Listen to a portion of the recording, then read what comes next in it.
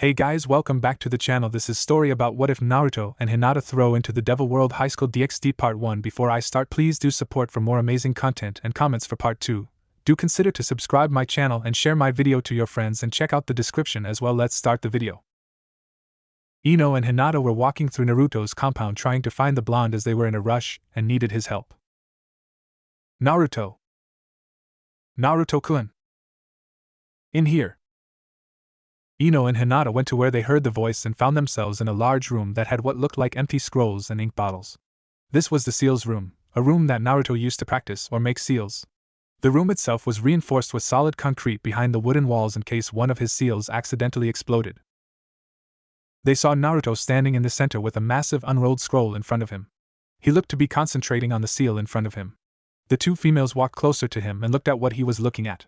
It was a circle of writing with a smaller simple line circle inside and 6 lines of writing that connected the two circles, 3 lines on the lower section, and 3 at the top. Hinata asked the boy, Naruto-kun, what is that? Naruto knelt down and grabbed a brush that was laying off the paper and dipped it into the ink bottle next to it. It's something that I have been working on for a while now. But forget that, did you girls need something? Ino nodded. Yeah, Team 8 and 10 are going on a joint mission, and we were hoping you had a couple of storage scrolls we could use for it. Naruto nodded as he pointed to his right. Sure. There are some storage scrolls of different sizes on the shelves over there. Ino and Hinata nodded as they moved over to the wall of scrolls. On the lowest shelf were the storage scrolls varying from the size of a hand, normal size, and some in contract sizes for larger loads. Hinata and Ino grabbed a normal-sized scroll and one of the larger scrolls as they were going to store all of their supplies and deliveries in it, and the smaller scroll is to hold the larger one. Once they were sure they had the ones they needed, they moved back to Naruto, who was slowly writing on the seal he was working on. Okay, now to test it. The girls got close to Naruto as Ino put the large scroll down and leaned on it as she asked, okay Naruto, what exactly is that seal? Naruto looked up at Ino and in an honest voice said, I don't know. Both girls tilted their heads as Hinata repeated, you don't know. Ino looked incredulous at the boy, how can you not know when you're working on it?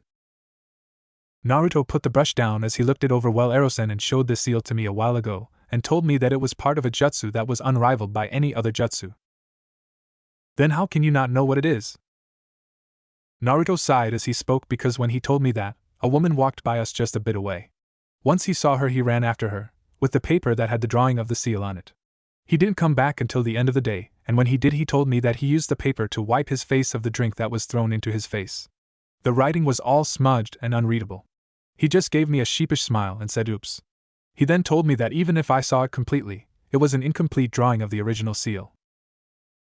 Ino put her hands on her hips as she couldn't believe what she heard. So he shows you an incomplete seal for an amazing jutsu for a split second before going after some woman and comes back with it ruined? Yep. Oh, sweet Kami. Ino could not help but facepalm at the stupid turn of events that led Naruto to try this. Naruto brought his finger up. I actually was able to get a good view of it, and I have been trying to recreate it as best I could for months. This is actually the first time I finished it, and I'm about to test it to see what it does. Hinata felt worried about this. Naruto-kun, are you sure you should be testing it if you don't know what might happen? Naruto pointed to the larger circle of script. From what I can see, this part here looks like it's part of a summoning circle. So I'm guessing that it might be a summoning of sorts.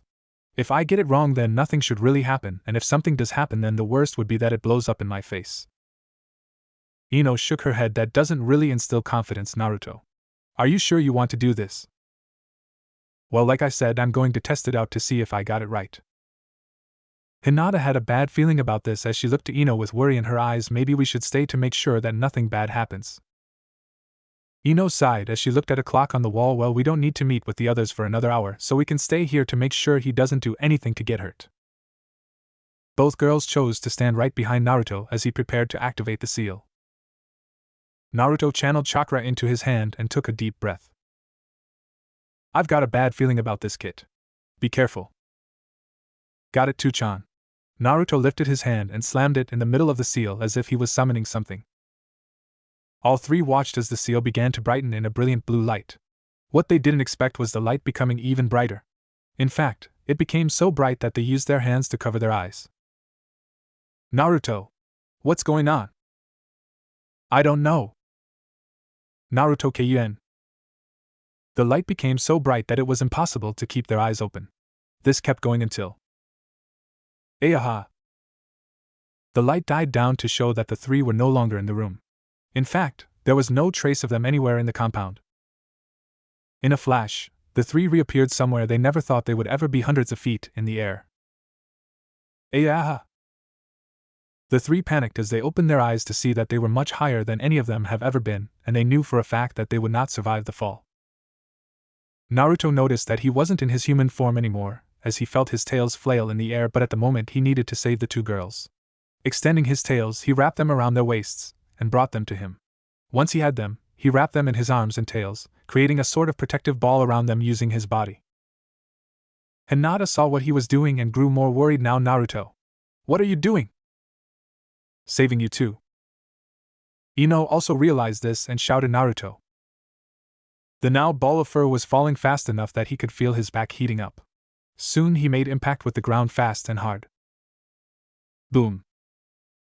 The ground shattered, sending a shockwave that could be felt for miles. Hinata and Ino were clutching the fur as they felt the impact who were still covered by the tails, so it gave the little pocket they were in an orange light.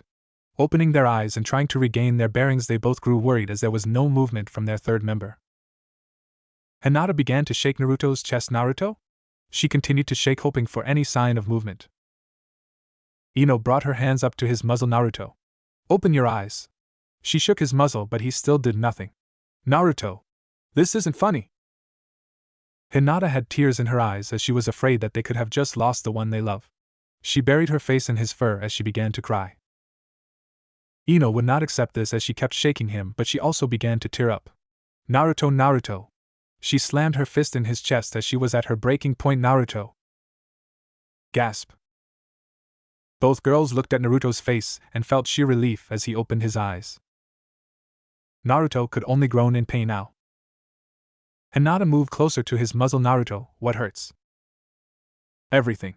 He slowly began to uncurl himself and let his tails fall to the ground. My healing is already working on my shattered body, but it's going to take a while. Before either of the two females could say anything, they heard voices around them. They noticed that they were in a cloud of dust that was clearing up. They saw that they were in a crater, which made sense based on the impact they made. But they saw some unfamiliar people wearing odd clothing. What they didn't know was that based on said clothing, they weren't in Konoha, since absolutely no one wore what these people were wearing. Suddenly Naruto's eyes shot open. We need to leave. Hinata looked to Naruto as he began to slowly get up.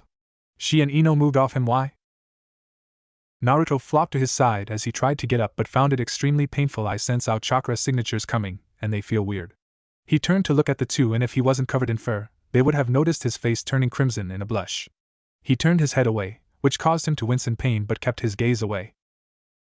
The two girls were confused about what he was doing, but they felt a breeze pass through them, and they felt chills where they shouldn't. Looking down, they saw that most of their clothes were gone. Well, actually all of them were gone except for a few small things such as their headband, kunai holster, and sandals. Both shrieked in embarrassment, and covered themselves as best they could. Naruto winced again at the shriek, but he didn't have time to think of what to do since the two girls then used his tails to cover themselves. The issue? He can still feel through his tails. He had to shake these thoughts out of his head since he could feel the unfamiliar chakra getting closer. Using the tails around the girls, he picked them up and placed them on his back while still using the tails to cover them, and began to slowly move out of the crater. As painful as it was, he did not want to risk what could potentially be an enemy when he was at the moment wounded heavily. He didn't pay attention to the people since their chakra was so low that he would almost think that they didn't have any, but he brushed it off since all living things had chakra in order to live. Once at the edge of the crater, he pushed himself as much as he could and ran away in a random direction, entering an alley and using the shadows to keep them hidden. A few men and women, all wearing Miko clothing, ran into the area and were surprised to see a massive crater in the middle of the street. They looked around to see that many citizens were injured due to what could have impacted here, and some of them went to aid the injured by moving them further away from the hole. A priest began to examine the crater to see if he could get any clue as to who did this.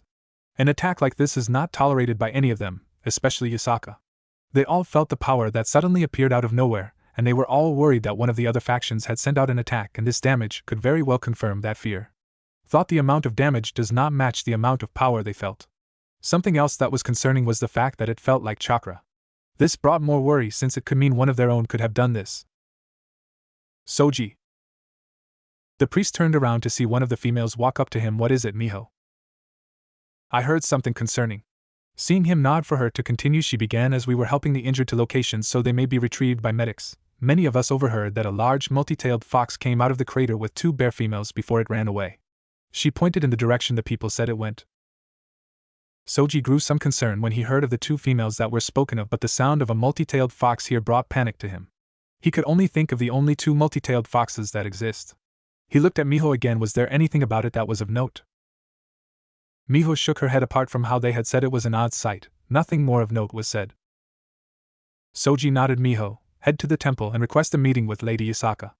Ask if either she or Kunu were here. If it was one of them, then there must be a reason. It might be that Kunu has gained a fox form and did not know how to control the power she had. Also, inform the others to begin to erase their memory of the fox. No one is to remember about this. Miho bowed as she walked away. Shoji went off to begin the erasure of the humans' memories. He could not help but think to himself what exactly happened here, as he felt that there was something more to this. Miho was kneeling to the ever-beautiful leader of the yokai faction. Yasaka, an extremely busted woman that had beauty that could rival Gabriel from the angel faction, was concerned with the information that she had heard from the young woman in front of her. I can assure you that neither me nor my daughter, she gestured to her 8-year-old daughter that sat next to her, were out of the temple today. I have also felt that sudden surge of chakra and am concerned greatly with the information you have given me. Kunu and I are the only remaining fox yokai that possess multiple tails. The fact that the humans are speaking of seeing another one could potentially mean that either that there was one out there in hiding, or one of the other factions is plotting something that could create discord within our faction. Miho lifted her head with a questioning look. What do you mean, Lady Yasaka? The power I felt from that surge was not only immensely powerful, but it was also different from our own chakra. The fallen angels or devils could have attempted to create their own kyubi as a means to attack us and usurp my title. She stood up and gave an order to all that were in the room: seek out this intruder and bring it to me. If it proves too much, then retreat and inform me so that I will handle it myself. I will not allow anything to disrupt the fragile peace we have here. Everyone nodded as most of them left, with a few remaining to continue to guard their leader. Yasaka is usually a very kind woman, but this situation requires her to take action. A threat to her people must be dealt with. Mother? Yasaka looked at her daughter as the said girl was giving her a quizzical look. Kunu, I want you to remain here on the temple grounds as we go find this unknown intruder. Do you understand? Kunu nodded her head as she could tell how serious her mother was. Yasaka smiled as she hugged Kunu before she got to her feet and went to her guards and led them out to join the search. She knew that as long as her daughter remained in view of the guards, she would be relatively safe. Naruto, Ino, and Hinata. Naruto had left the odd village they found themselves in and was now running through a heavy forest. He didn't know why, but he felt the need to get both Ino and Hinata away from the populated area. The main problem right now was the fact that at the moment he was in pain. The fall had done some damage to his body since he had not braced his body enough. He had felt worse pain before. Heck, his shifting back when he was somewhat human was far more painful than this, but he felt the need to take a nap. Tu-chan? Can you help out my healing? Already on it. It's not anything major, but a nap would help you heal faster. Naruto came to a stop as he began to try and catch his breath. Hey, you okay, Naruto? Naruto looked to his passengers before he answered Ino's question. Yeah, but I'm going to need some time to heal as that fall really hurt my back. Ino smirked at Naruto before saying, you're not old enough to have back problems. Hinata, however, felt more concerned about him. Are you sure you're okay, Naruto? Naruto answered by collapsing to the ground and lay on the ground, causing the two girls to yelp in surprise. Yeah, I just need a nap. So give me some time, and whatever he was about to say stopped in his throat when he felt a few chakra signatures close by. Crap. Hinata was greatly worried since it seemed that he noticed something. Naruto. What is it? Naruto shifted his eyes to Hinata and Ino as he began to think of what to do. Sure, he could probably put up a fight, but with how the girls were right now, he would need to protect them as well, despite the fact that the chakra levels of the girls were vastly stronger than the other signatures he felt. But he didn't want to risk them, so he came up with a quick lie. Nothing, Hinata. But do you girls mind going out and scouting the area? Seeing the questioning look coming from the two, he chose to push the lie. We don't know where we are, and it would be bad if we are captured by an enemy we don't know about. While you're gone, I will stay here and regain my strength. Ino gave Naruto an incredulous look. Why would we leave you alone in a possibly hostile area? Ino, I'm a censor. I am also stronger than both of you, even if I feel like a doll that was given to a hyperactive kid. If anything is coming my way, I can hide or fight back, but I really need to rest. Ino did not let up her look, but she got off Naruto's back with Hinata doing the same, while they still tried to cover themselves. Fine, but you better not do something stupid while we are gone. Naruto rolled his eyes as he gave a sigh of relief. Ah, that is so much better. A tick mark appeared on Ino's head. That better not be a jab at our weight. Naruto chuckled sheepishly as he looked anywhere but at her. He winced when he felt her give his side a somewhat hard kick. Hey. Injured here. You'll live. Doesn't mean it doesn't hurt. Hinata knelt down and began to rub his side with one hand as she used her other hand to hide her, and her legs to hide her lower region. She felt extremely embarrassed at the fact that she was naked, but she was still worried about what happened just 30 minutes ago. Naruto gave an appreciative smile at Hinata, but he grew serious after a second. Don't worry, you two. I'll be safe, but we really need to know where we are, and at the moment, stealth is not in my arsenal. Ino rolled her eyes as the stealthiest ninja in Konoha. Naruto looked at her. Ino. Oh, fine. She was about to remove her hands that were covering what they could to do the hand sign to henge some clothes on, but she stopped when she noticed that he was still looking at her. Turn around. Naruto was glad that his fur hid his blush as he turned his head to look the other way until he heard two poofs. Looking back, he saw that both Ino and Hinata were now wearing their normal attire. Hinata was still blushing heavily as she whimpered out, "It still feels odd." Naruto nodded his head as he could figure that it would, since they are only henge clothing, which meant that although it looked like they were wearing something, they were still naked with illusional clothing on. Okay, don't forget to stay in the shadows and remember what I taught you about stealth. Ino rolled her eyes again. You mean what we learned in the academy, and the few tips you gave us to improve our stealth? Yeah, we remember. Naruto nodded as he could feel the other chakra signatures still a ways away from them but getting slowly closer. Just be careful, you two. Ino smiled at Naruto. You be careful.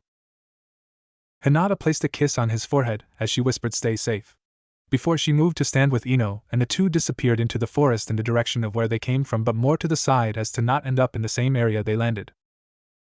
Naruto kept his senses on them until he knew that they were a good distance away. Once he knew that they were far enough, he got to his feet and began to move in another direction, and pulsed his chakra to get their chasers' attention. Once he knew that the pursuers were not going in the direction of Ino and Hinata, he hid his chakra signature and moved in a completely different direction. Naruto had made his way into a clearing within the forest before he collapsed onto the ground in pain. Okay, not the worst pain ever, but damn, do my muscles hurt. He couldn't sense any of his chasers heading in his direction. He relaxed a bit as he felt that he was in the clear for now. He decided to take a nap to speed up his healing, but he would wake up if he detected anything negative close by. Nap time. He closed his eyes and immediately went to sleep. Poke poke. Naruto grumbled when he felt something poke his face. Poke poke. 5 more minutes. Ino.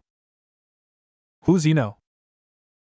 It only took Naruto a split second to realize that the voice not only did not belong to Ino or Hinata, but it sounded younger than him, and was not Asa.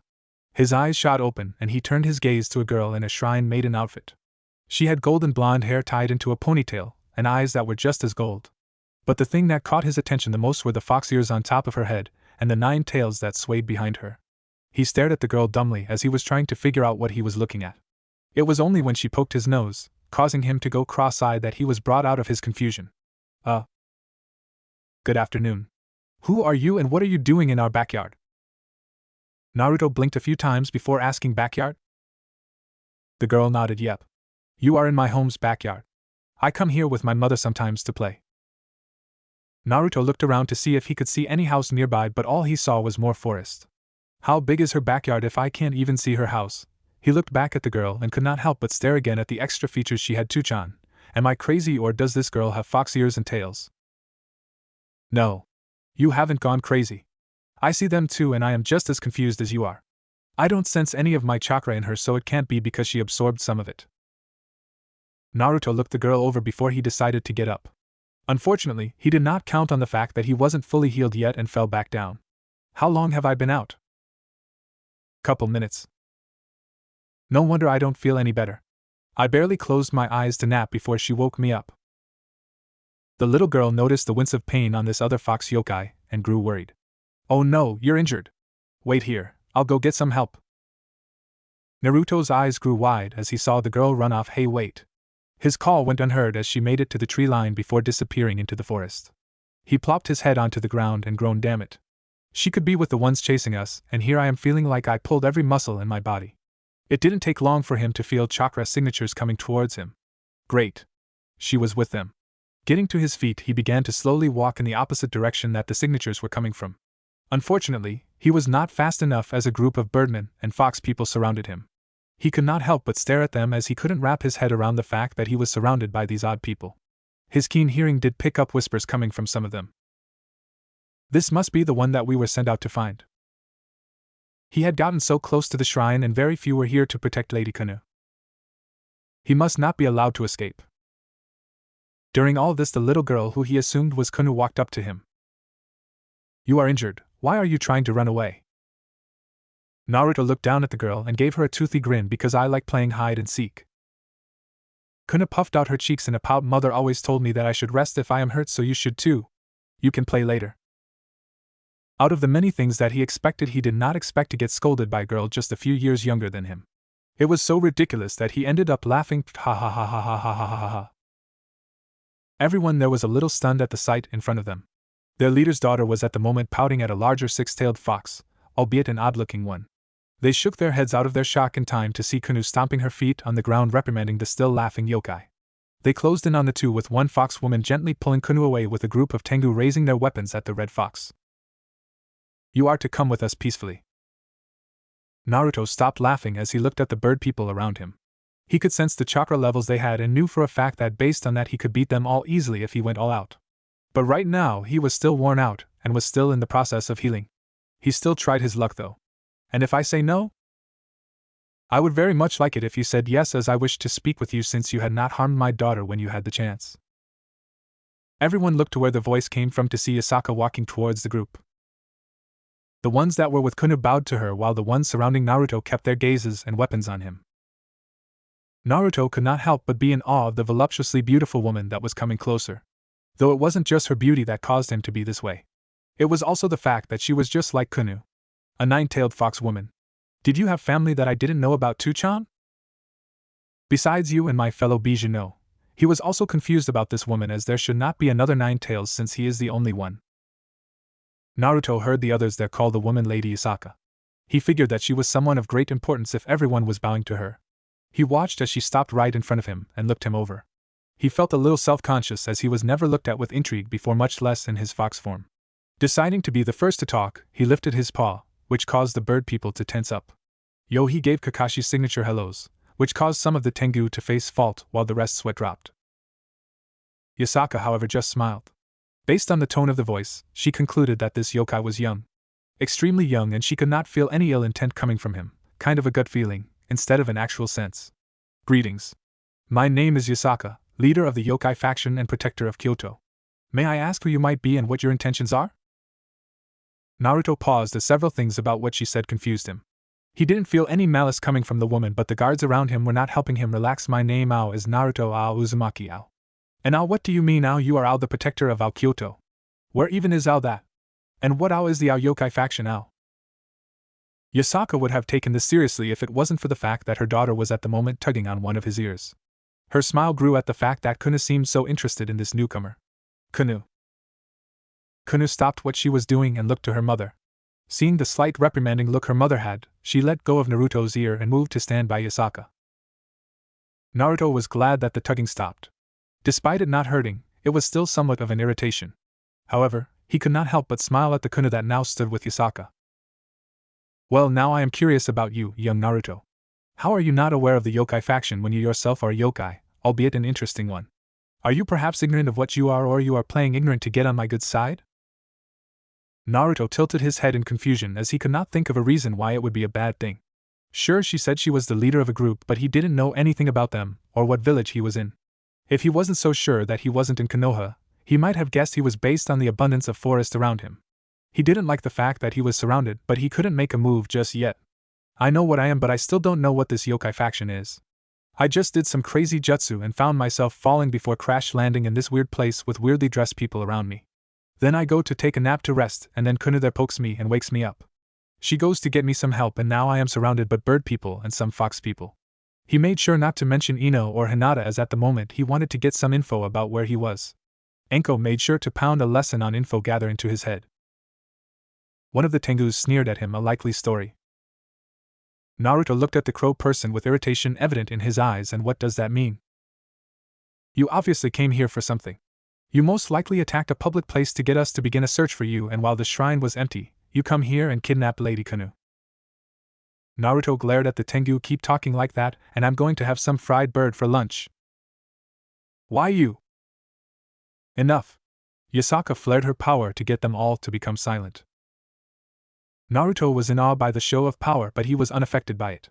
He sighed as he mentally asked, well, how am I? You won't be able to fight at your fullest, but you're good to go with what you want. Good. As Yasaka was looking at her subjects, Naruto got back onto his feet and stretched out his back legs one at a time.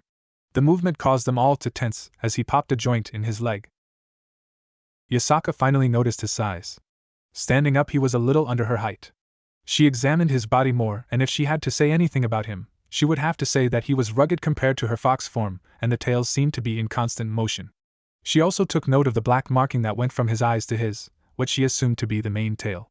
She also noticed the small bit of blonde fur that bordered between his black-furred paws and the red fur that took over most of him.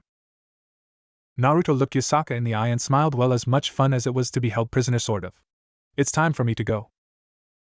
The Tengu surrounding Naruto tensed up and held their weapons firm, with one of them saying, what makes you think you can just leave?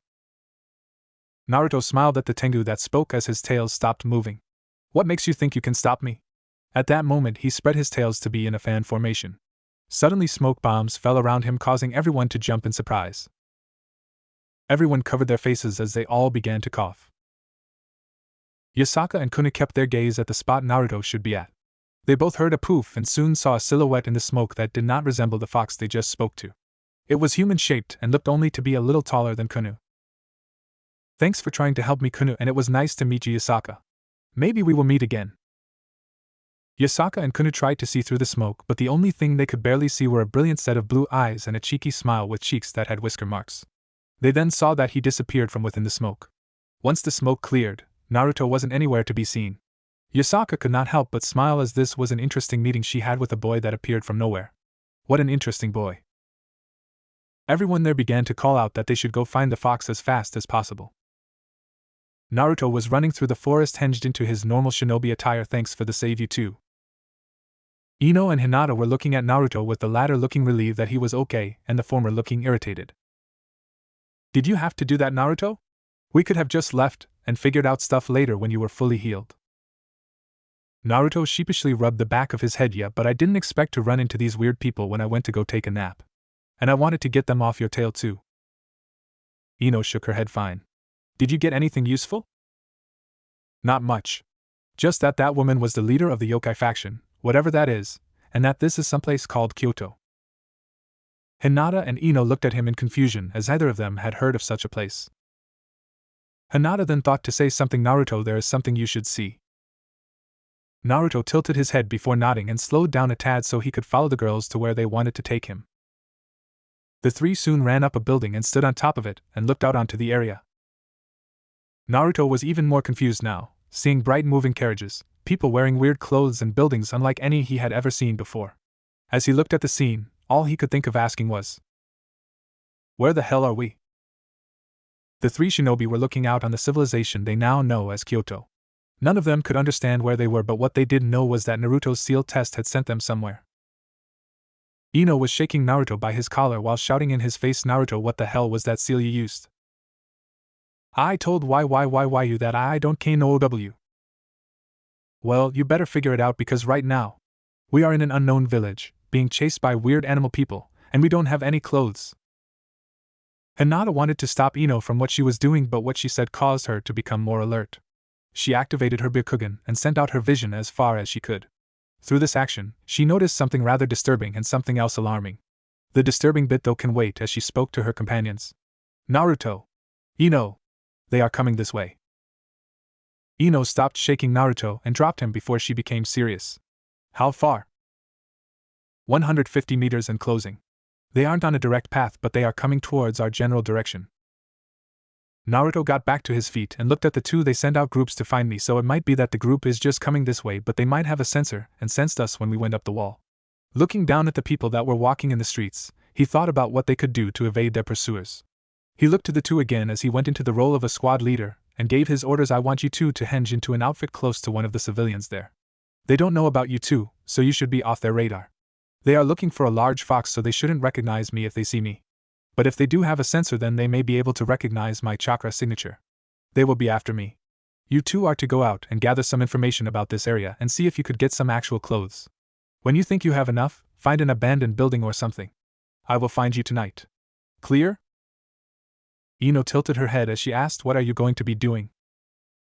Naruto smiled his prankster smile as he said, a game of hide and seek.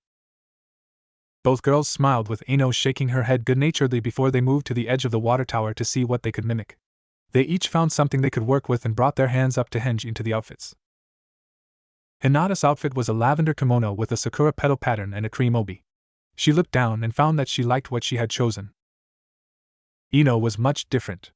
Ino was now wearing a pair of tight jeans and a purple crop top. She also looked herself over and knew she made it look good.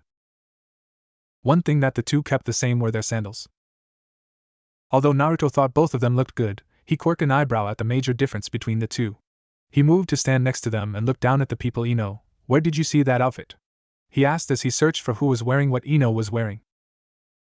Ino grabbed Naruto's chin and gently turned his head to the left and pointed out a girl wearing the same outfit but with a red top and hat, looking around and pointing at everything she thought was cool.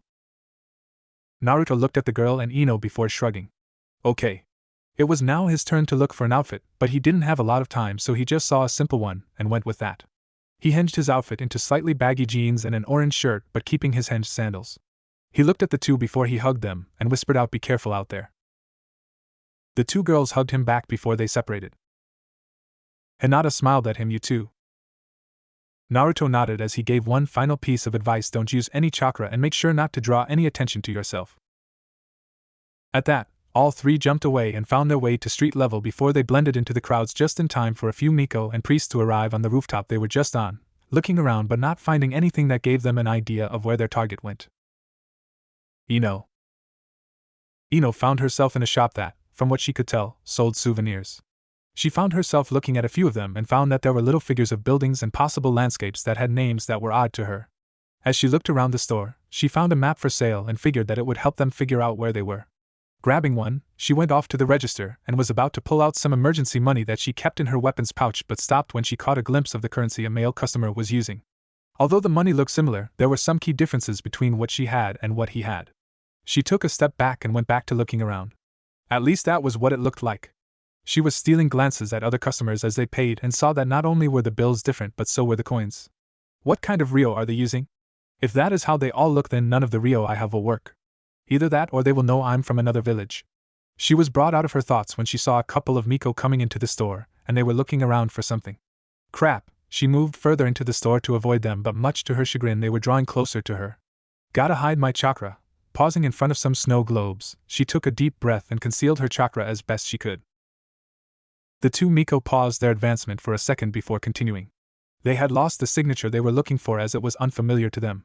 They had assumed that it was the fox that escaped them but were unsure since although they all could sense chakra, none of them could tell the difference between one or the other. They only followed this signature because it felt different from what they were used to, which was odd to them. Ino was internally panicking as the Miko had stopped right behind her. She paused her browsing to look at them and give a friendly greeting before moving away. As she moved away, she caught sight of them jolting their head out of the entrance before they quickly walked out of the store and ran in a random direction. She was confused about this for a second before she let her chakra loose for a split second and used her sensor ability to see what it was they were chasing. She knew immediately that Naruto was pulsing his chakra to get their attention. Thank you, Naruto. She decided that it was time to move on. Seeing the map in her hand, she questioned whether or not to just take it. From what she could tell, none of the occupants of the store were shinobi, so she could sneak it out. But she hated the idea of stealing from a store like this.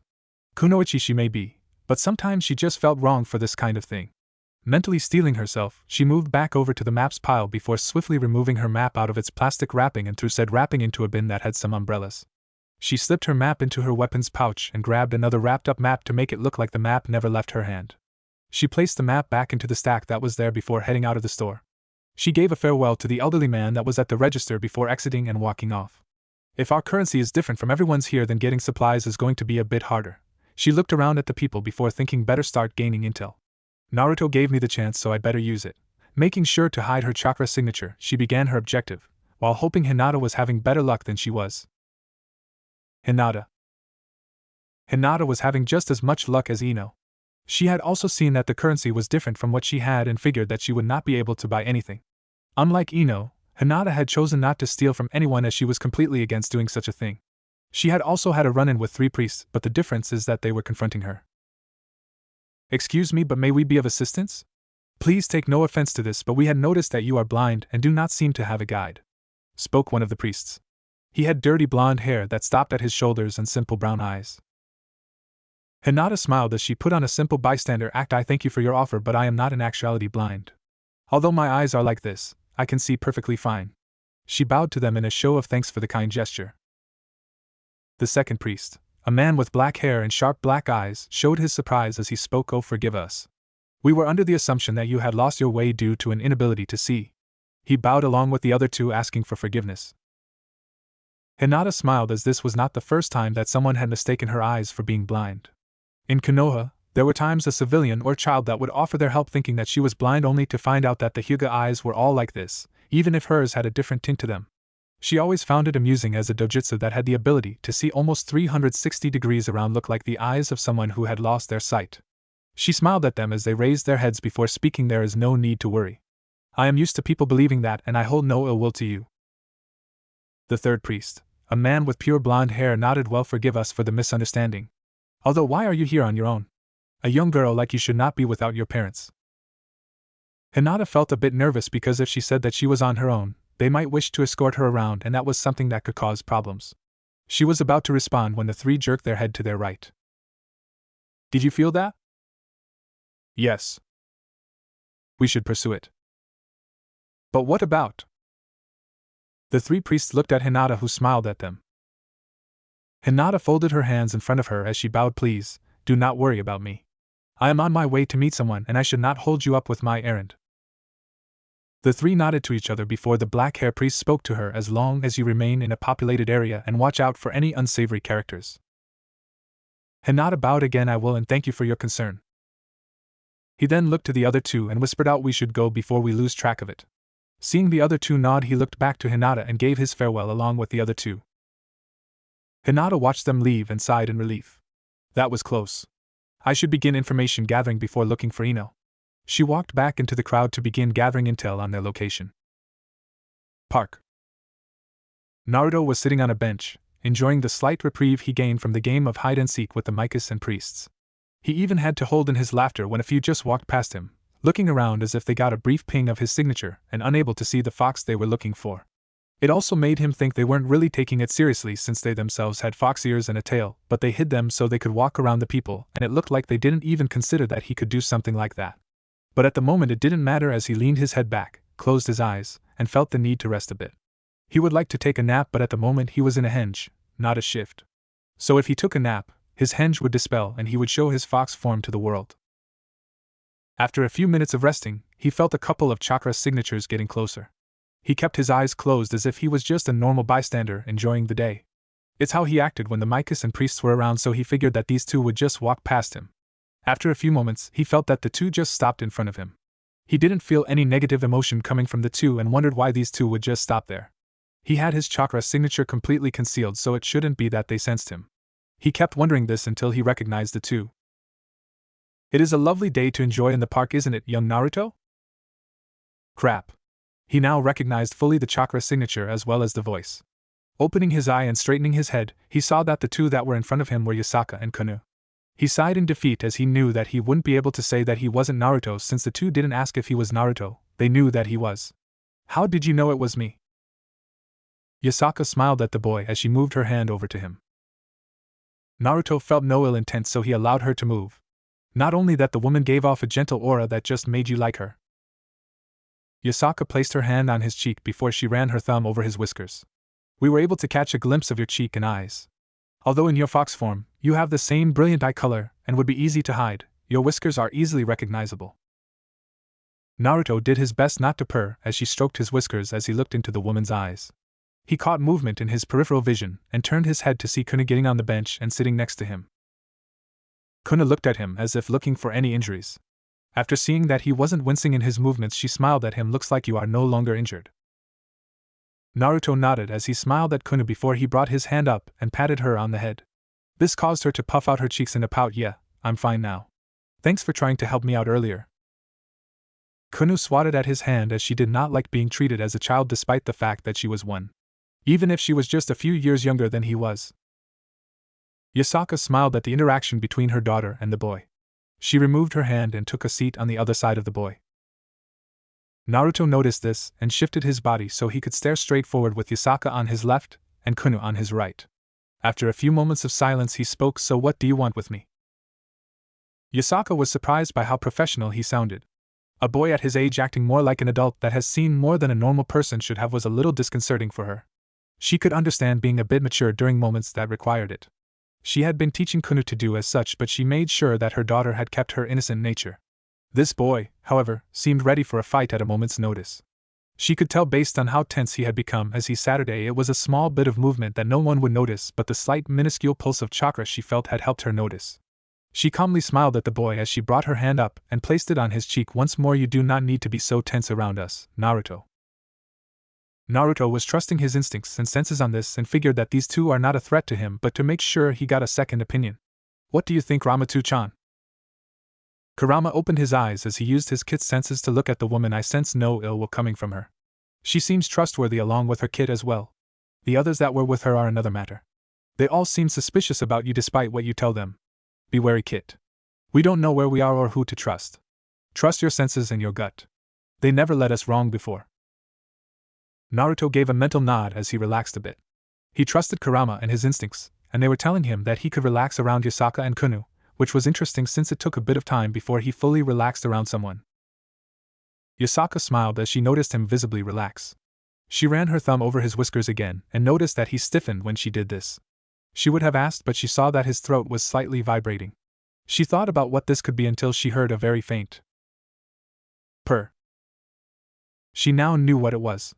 Her action was causing him to purr, and he was holding it in, to the best of his abilities. She smiled wider as he cleared his throat in order to cover it up, but she had heard it with her enhanced hearing. "It is all right, Naruto. You do not have to hide it from us. We will not tell anyone." After he heard this, it was like a switch was forcibly flipped and he melted into her touch as he began to purr at her ministrations. He did not know why, but this woman was easily moving past his walls. Kunu was pouting more now, and she brought her hand up to his other cheek and began to do the same thing. Naruto at first was leaning into Yasaka's hand, but when Kunu began to do the same thing he felt himself melting at this. Regaining himself for a brief second, he shot his hands up and grabbed both their wrists, and gently moved them away from his cheeks. "Please don't do that. I try not to let anyone other than people closest to me do that." Kunu pouted even more as she sat back down and crossed her arms. Yasaka smiled at how her daughter was acting around this boy. She took her hand back and put them on her lap. "Very well, Naruto. To answer your earlier question, I merely wish to know what your intentions are in my territory." Naruto leaned back as he looked at Yasaka. "As I said to all of you before, I came here by accident, and I don't even know where I am. But right now all I'm doing is having fun messing with all of the ones after me." He then realized something. "Hey, how'd you find me anyway?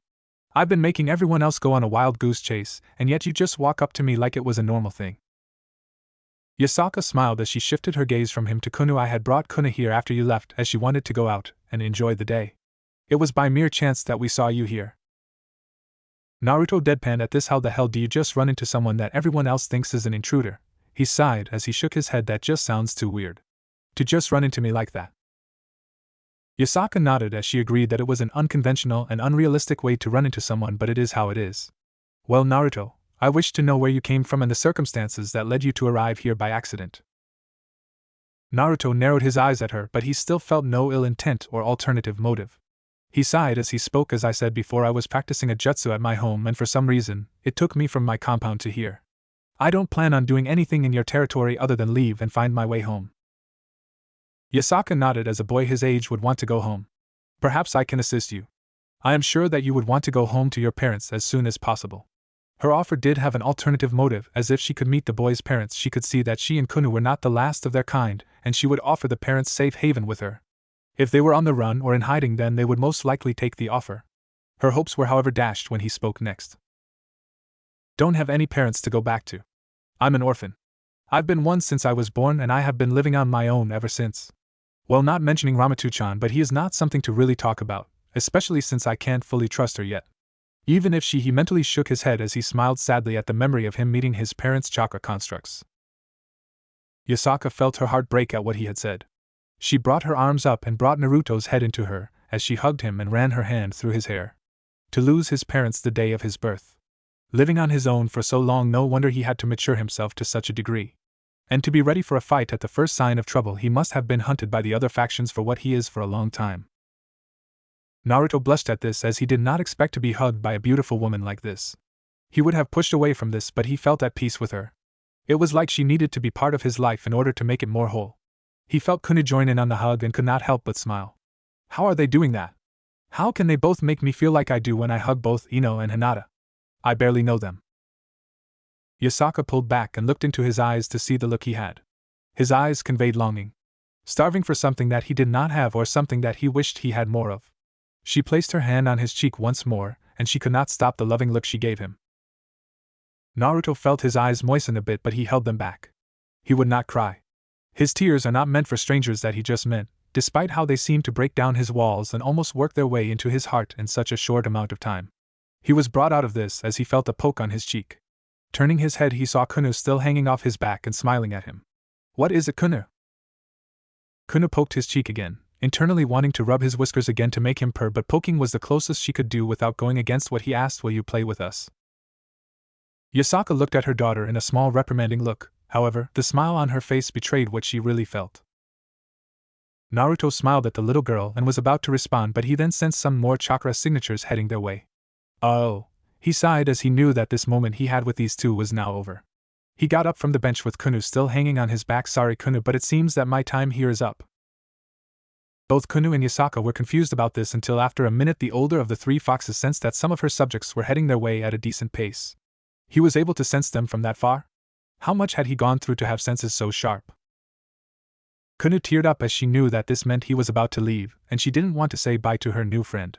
She didn't get to say anything as she was picked up from under her arms and placed on the ground by her mother. Yasaka stood in front of Naruto as she spoke in a soft voice. You do not have to leave, Naruto. I could offer you a place with us. You do not have to be on the run anymore, and you could soon find this place to be your home.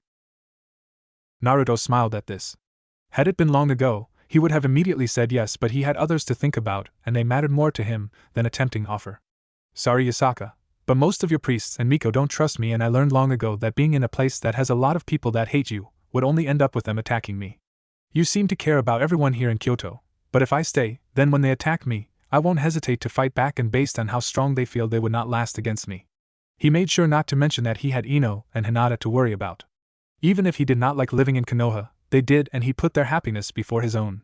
They are what anchored him to the village, and he was fine with that. Yasaka and Kuno felt saddened at how he looked so resolute on leaving despite the small glimmer that Yasaka saw in his eyes. Yasaka looked the boy in the eyes before she brought the boy into another hug and ran her hand through his hair. She could not help but find the feel of his hair to resemble fur, and she enjoyed it. If you are sure about this, Naruto. I know that we have just met, but I can just tell that you are special. Will you promise me something? Feeling him nod, she asked, will you promise me that you will take care of yourself? And if ever you change your mind, my offer will always be there for you. Naruto nodded again, and despite the blush he had to once again be pressed against her, he hugged her back. After a few seconds, he moved out of her grasp only to be hugged by the youngest fox. He hugged Kuno as well for a minute, but moved out of her grasp and looked down at her. Take care, Kuno. Seeing the girl nod, he took a few steps back and smiled at the two. Maybe I will see you two again. Both females nodded as Yasaka spoke. I look forward to the day we meet once more. Naruto could sense that the other signatures were almost there. He gave a foxy smile and waved see ya. And with that, he jumped away at full speed in the opposite direction of the oncoming group. Yasaka turned her head to watch him leave and was impressed by the sheer speed he had. Kuno looked around as she could not keep up with it. Both turned around to see a group of Miko and priests come upon them, and with the leader of the group walking up to her. Lady Yasaka, are you alright? We felt a sudden spike of the intruder's chakra here and came as fast as we could. Seeing the lack of the fox they were looking for, he figured that the intruder had run off again. Were you able to see him and where he went? Yasaka shook her head as she spoke. No, I have not. She then looked to the group and gave an order. We are all to return to the shrine and resume our normal duties. If there is any sign of him causing trouble, we are to handle it then. Am I understood? The group were a little concerned about leaving the intruder loose in Kyoto, but Lady Yasaka was giving them an order, so they were to trust her word on this. They all nodded as they would obey the order. Yasaka smiled as she saw them all comply with her will. She and Kunu began making their way back to the shrine with the rest of the group. Naruto Uzumaki. I hope to see you again one day. She looked down at her daughter to see that she was looking around, most likely hoping to see a sign of the boy again. It seems that he has caught both of our interests. Both Yasaka and Kunu were now interested in the boy. Whether in a certain manner or another is yet to be seen. That night, Naruto was making his way through the streets, following his nose as he was tracking down Hinata's scent. He had spent the entire day keeping hidden and gathering intel himself. So far all the information he got was something he figured a tourist would want. Where one landmark was, where someone should go for lunch, how much a hotel would cost, a nice place to take a girl for a date. That last one was an interesting one as he thought that it would be nice to take the two girls there for a date, but it was the one before that caused him some issues. The money they were using was called yen. This confused him since the currency that he knew everyone used was called ryo. He couldn't wrap his mind around it as it didn't make any sense.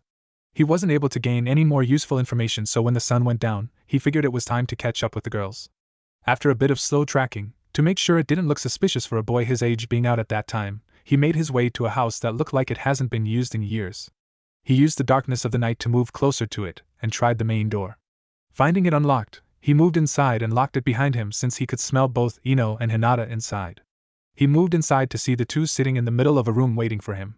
Sorry for taking a while, but keeping our chasers busy took me far from here. He sat down in front of the two and went into his squad leader role report. What did you find out? Both girls, knowing that business needed to come first, they told him their findings.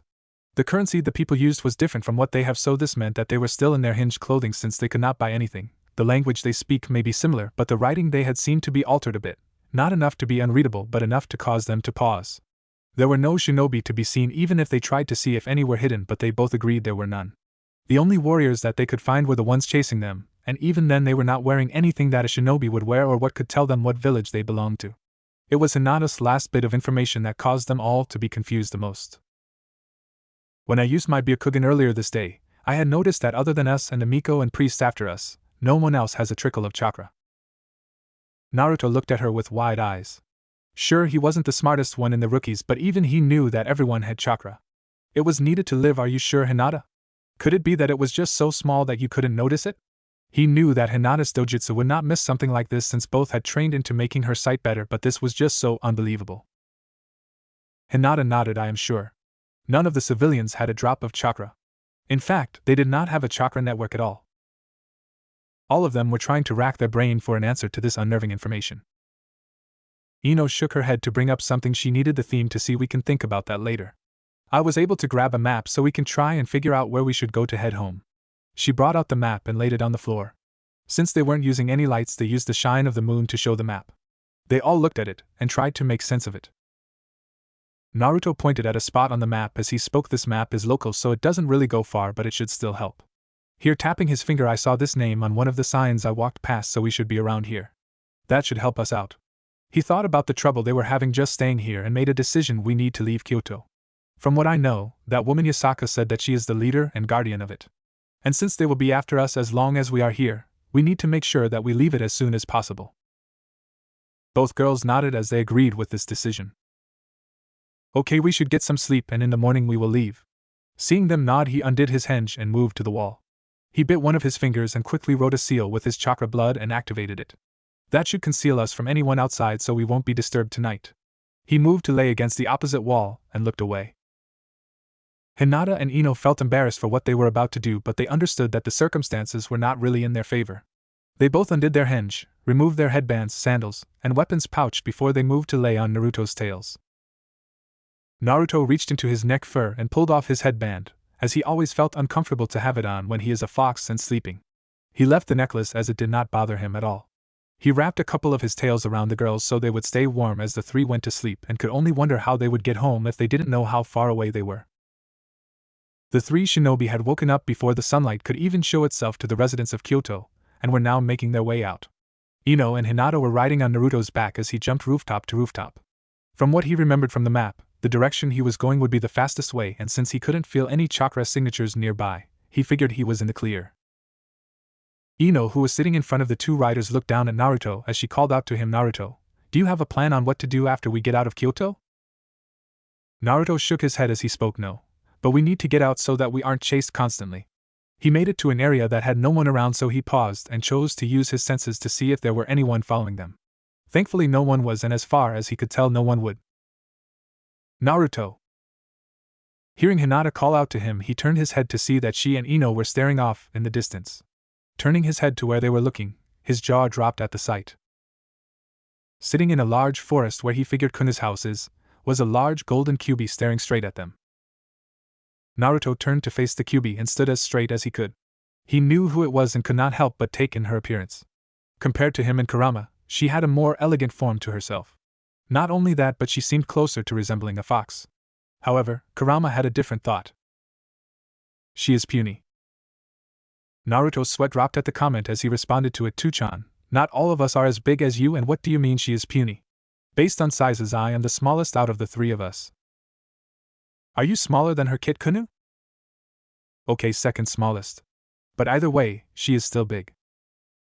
"If you say so. She is still small compared to us, Bijou."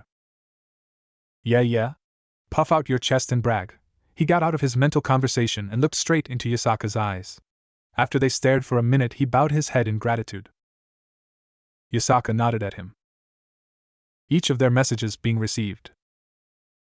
"Thank you for your concern and offer, Yasaka. Take care of yourself, young Naruto." With that, he turned and ran away as Yasaka shrank back down to her human form. Hinata looked down at Naruto as she could tell that something happened between the two. "Naruto, what happened back there, and what was that?" "That was the blonde woman from yesterday." Ino looked shocked at hearing this and turned her head to look back at where the Kyuubi was. "Are you saying she is like you?" Naruto shook his head. "I don't think so. Her power felt different from what I and Tuchan have. Heck, from what I felt, her chakra feels way different from ours, even you." Hinata then asked, "So what was that you did before we left?" Naruto said nothing for a second before he responded, "I was thanking her for showing concern for my well-being." Ino and Hinata felt that there was more to what he said, but right now they had to leave and felt that Naruto shouldn't be distracted. The three made their way out of Kyoto and into unknown territory, unsure of what they were getting into. 1 year later. Naruto was sitting on the floor of a decent-sized house, with papers scattered all around him as he stared at a large scroll of paper that had a large seal on it, much like the one he was testing back in Konoha. After the three had left Kyoto, they soon learned that they weren't anywhere near Konoha. In fact, they found out that they weren't even in the elemental nations. Somehow, the seal that Naruto was testing out had teleported them into a completely different world. They couldn't believe such a thing happened, as it was something that they thought only happened in the manga they sold back in Konoha's bookstore. After they finally accepted this, they spent a lot of time learning as much as they could about the world they were now in, and they just couldn't believe the major differences between their world and this one. With Ino's mind jutsu and Naruto's devil luck, they were able to manipulate their way into getting the house they now live in. They were able to get the house thanks to Naruto's immense amount of luck. The three had gone to a casino that they passed during their travels, and after learning that they needed to be older, they used a henge to get in and gamble. 1 coin was all Naruto needed to win the jackpot on a slot machine. Thankfully, they had found that 1 coin on the ground, and after they won, they left the casino with enough money to live comfortably for a while. They chose not to keep playing since they only needed enough to get on their feet. Once they had settled into the house, they began making it as comfortable as possible for however long they would be staying in this world. Naruto even decided to let Yasaka know about him finding a place to stay. He was able to deduce the address she had with a little help from Ino, Kurama, and the map they still had. He felt that he should let her know about that since she was so concerned about his well-being. So they kept in contact through letters. Kunu also wrote to him saying she wanted to play with him again, but he had to tell her that he was too busy to do so, but that he would come to visit when he could. He was thankful to Yasaka for not sending anyone to check up on him. He felt like there was more to why she wouldn't do that, since it seemed like it would be something she would do for him, but he didn't question it. They also fixed another issue. They had found a way to at least communicate with Konoha. The idea was solid, but it had severe consequences that they almost paid. Flashback. On a rooftop void of any people stood the 3 ninjas, with the male blonde standing in the center. The 2 females stood at the side waiting for him to summon one of his toads. They would have offered to summon their own, but Naruto said that his summons had a more direct connection to Konoha. Naruto took a deep breath and began.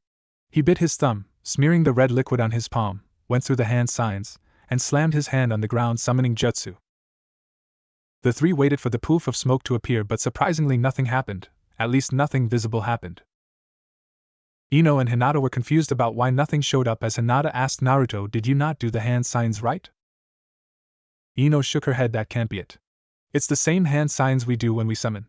Maybe he didn't put in enough chakra. Who are you trying to summon anyway?" Naruto got back up as he looked at his palm. "That was trying to summon Gamakichi. He could feel something off. He had put in the chakra needed, but something happened to him." Ino then shrugged her shoulders as she moved up close to where Naruto was. "Let me try." She bit her thumb to let out her blood and went through the same process Naruto did. Naruto's mind was going miles a second as he tried to figure out what was wrong until he realized something. He was winded. Tired? But I'm never tired. It was then he figured it out. Why it didn't work, and why he felt so drained. He shot his hand forward and grabbed Ino's wrist just before she could slam it on the ground. Thankfully, the sudden action and the accidental force he put into his grip caused her to yelp instead of calling out the jutsu. Ino winced at Naruto's grip and looked at the boy with a glare, but it died when he saw a bit of panic in his eyes. "Naruto. What is it?" Naruto panted a bit as he looked at Ino. "Don't try to summon." He looked to Hinata. "You too, Hinata." The brunette tilted her head in confusion. "But why?" He took a deep breath before saying, "I had done it right, but the reason that it didn't work was that I didn't put in enough chakra for it to work." Ino huffed as she spoke. "Then why won't you let me do it?" "Because the amount of chakra that was used was enough to summon Gamabunta 100 times over." Both girls looked at him in shock. They had heard that it took a great amount of chakra to summon the Toad Boss. To hear that he used that amount and nothing happened told them that even if they did try, they wouldn't be able to use it either. Naruto continued, "Not only that, but it was like my chakra was pulled into the jutsu. If either of you had tried to summon, and the same thing happened." The girls understood the implication, and they now saw that Naruto looked slightly tired. If the amount of chakra taken had caused a chakra beast like Naruto to feel tired, then with their chakra levels they would not survive. End of flashback. Thankfully, with Kurama's help, they were able to summon Gamakichi, though their chakra levels had dropped thanks to that. They were able to send a message back to Konoha with an explanation as to how they ended up there. Naruto knew that he was in trouble with Tsunade since he was the one to test out an unknown seal without knowing what it was, but he knew for a fact that Jiraiya was never going to walk again after she kicked his ass and beat him within a centimeter from death, heal him and do it all over again for showing him the seal without any proper context on what it was. They also learned that there was a sort of time displacement between where they were and where Konoha was. Meaning time flowed very differently. This would be a problem since on Konoha's end they were going much slower compared to where Naruto and his girls were. There was no real way of telling the rate between the two worlds since it was a headache trying to. On the bright side, Tsunade and Jiraiya, who was thankfully still alive after Tsunade was done with him, had sent over scrolls with instructions to continue their training so they didn't get sloppy. They had also told them that they would try and think of something to bring them back on their end while Naruto should try and do the same on his end. And that was what Naruto was doing, but he dared not test it because he wasn't sure if it would have the same effect or if it would even send them back to their own world. And reverse summoning wouldn't work due to the chakra requirement, and the fact that it would be much harder for Ino and Hinata since they couldn't directly contact their summons, so they had less chance of being reverse summoned. But Naruto would not give up. He didn't care how long it took, he was going to get Hinata and Ino home. He was brought out of his musing when he heard the front door open. Looking up, he saw that Ino and Hinata were back. Ino was wearing a simple purple shirt with tight jeans while Hinata was wearing a white sundress with shorts underneath. Can't think of any casual clothes at the moment. Ino was wringing her hands as she looked anywhere but at him. Naruto didn't need his senses to tell that she had done something that she knew he wasn't going to like. Ino, what happened? Ino kept shifting her eyes everywhere until Hinata placed a hand on her shoulder. She looked at the Hyuga to see a stern look in her eyes. She sighed as she finally looked at Naruto. I messed up. Monday. Ino, out of all the things that you could have said, why did you have to say that? Come on, Naruto, I said I was sorry and I panicked. Turns out that during Ino and Hinata's outing, an officer had stopped them and asked them why they weren't in school. Now, for a couple of trained kunoichi, they could have easily gotten away and never be seen by the man again. However, they were trying to keep a low profile and did not want to garner any attention to themselves. As such, they had chakra suppressant seals on them so they would not use their chakra. Not only that, they still had their gravity seals so they would be sluggish. Also, there were people around, so it was not like they could just attack an officer without someone getting a picture on their cell phones. Ino had been the one to speak, saying that they were off on that day, which got the officer to ask which school they went to, since he was sure that there were no schools around that had the day off that day. Ino felt nervous now since her bluff was falling apart fast. Her eyes darted around and saw a sign that had the word academy on it. She pointed at the academy and said that they themselves had the day off from this academy since they had some business that took priority. The officer was skeptical and said that he would be checking in with the dean in order to validate her claim.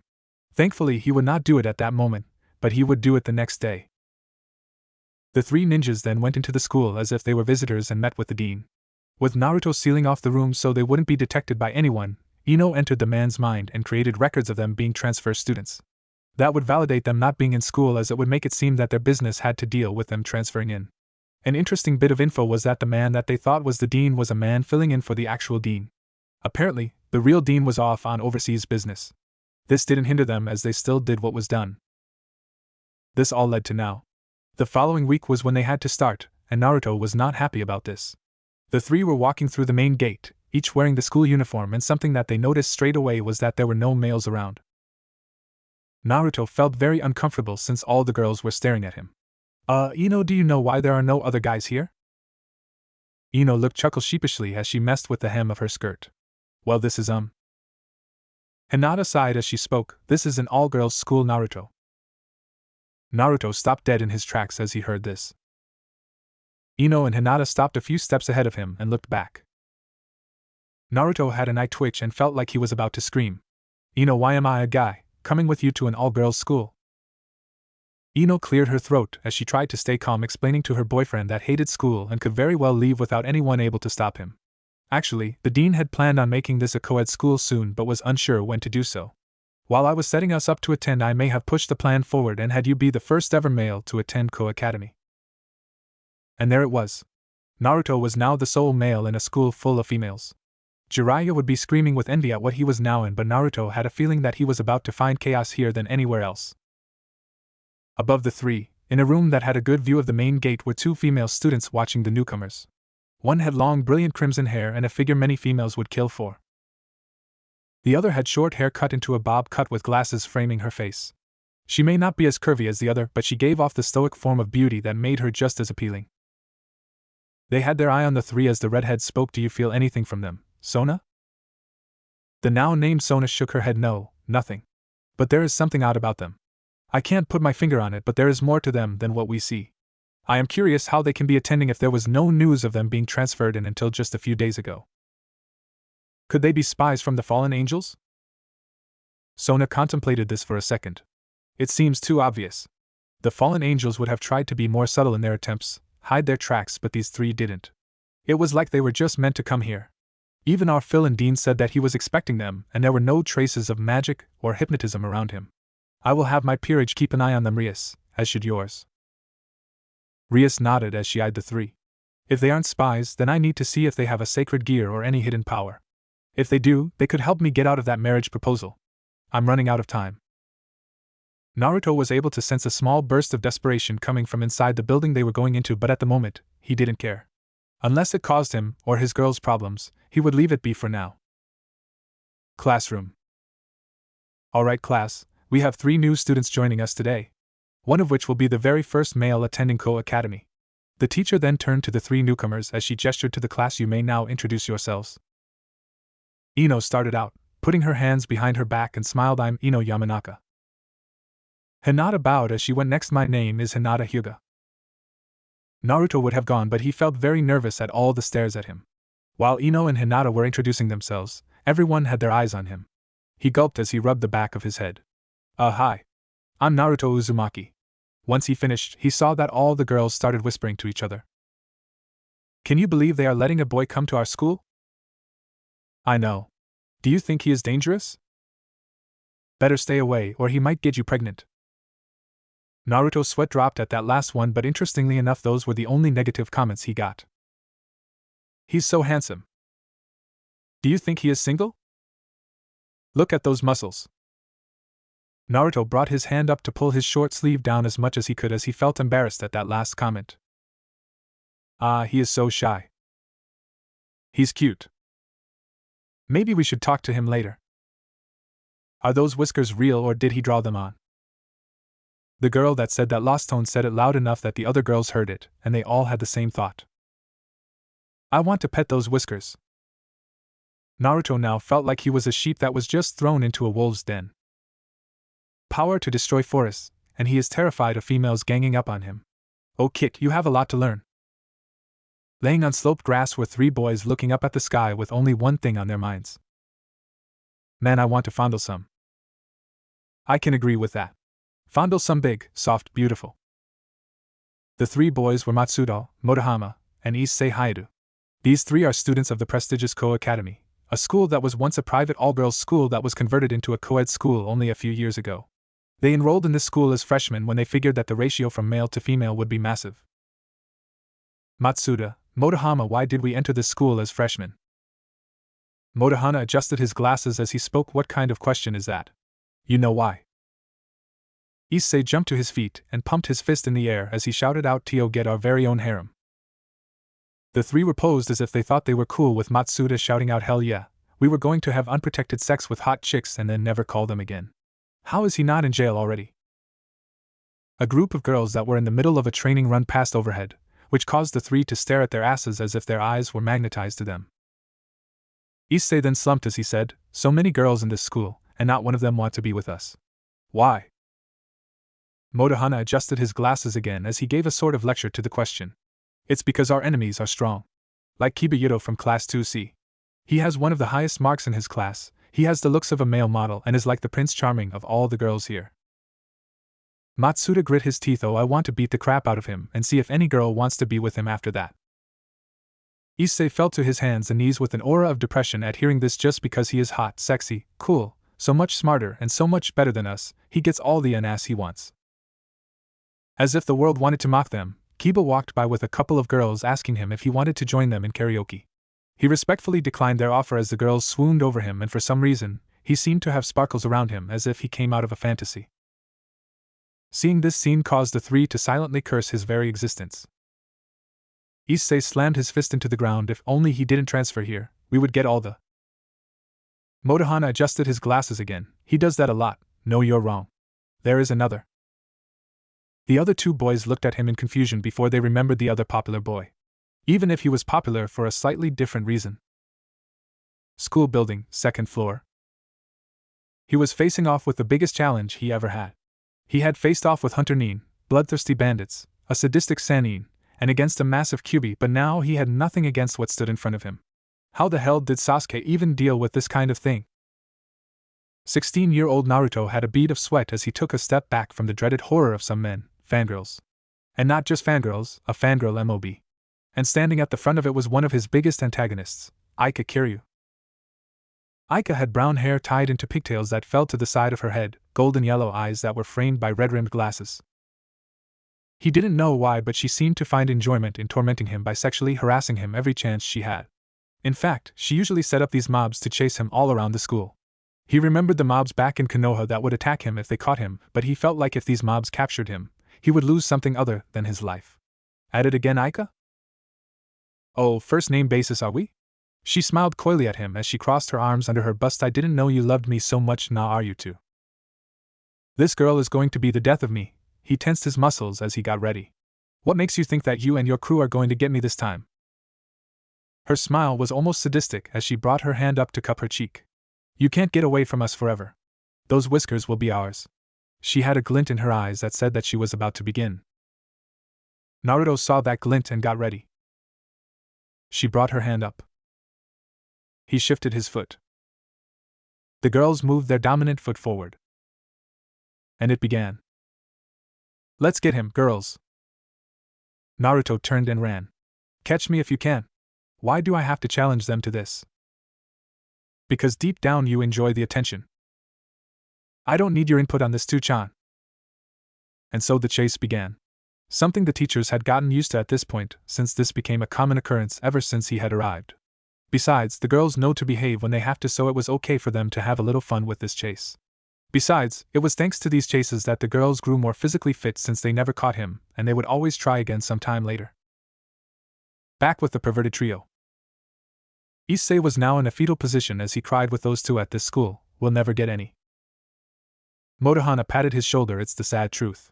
He also had tears coming out of his eyes.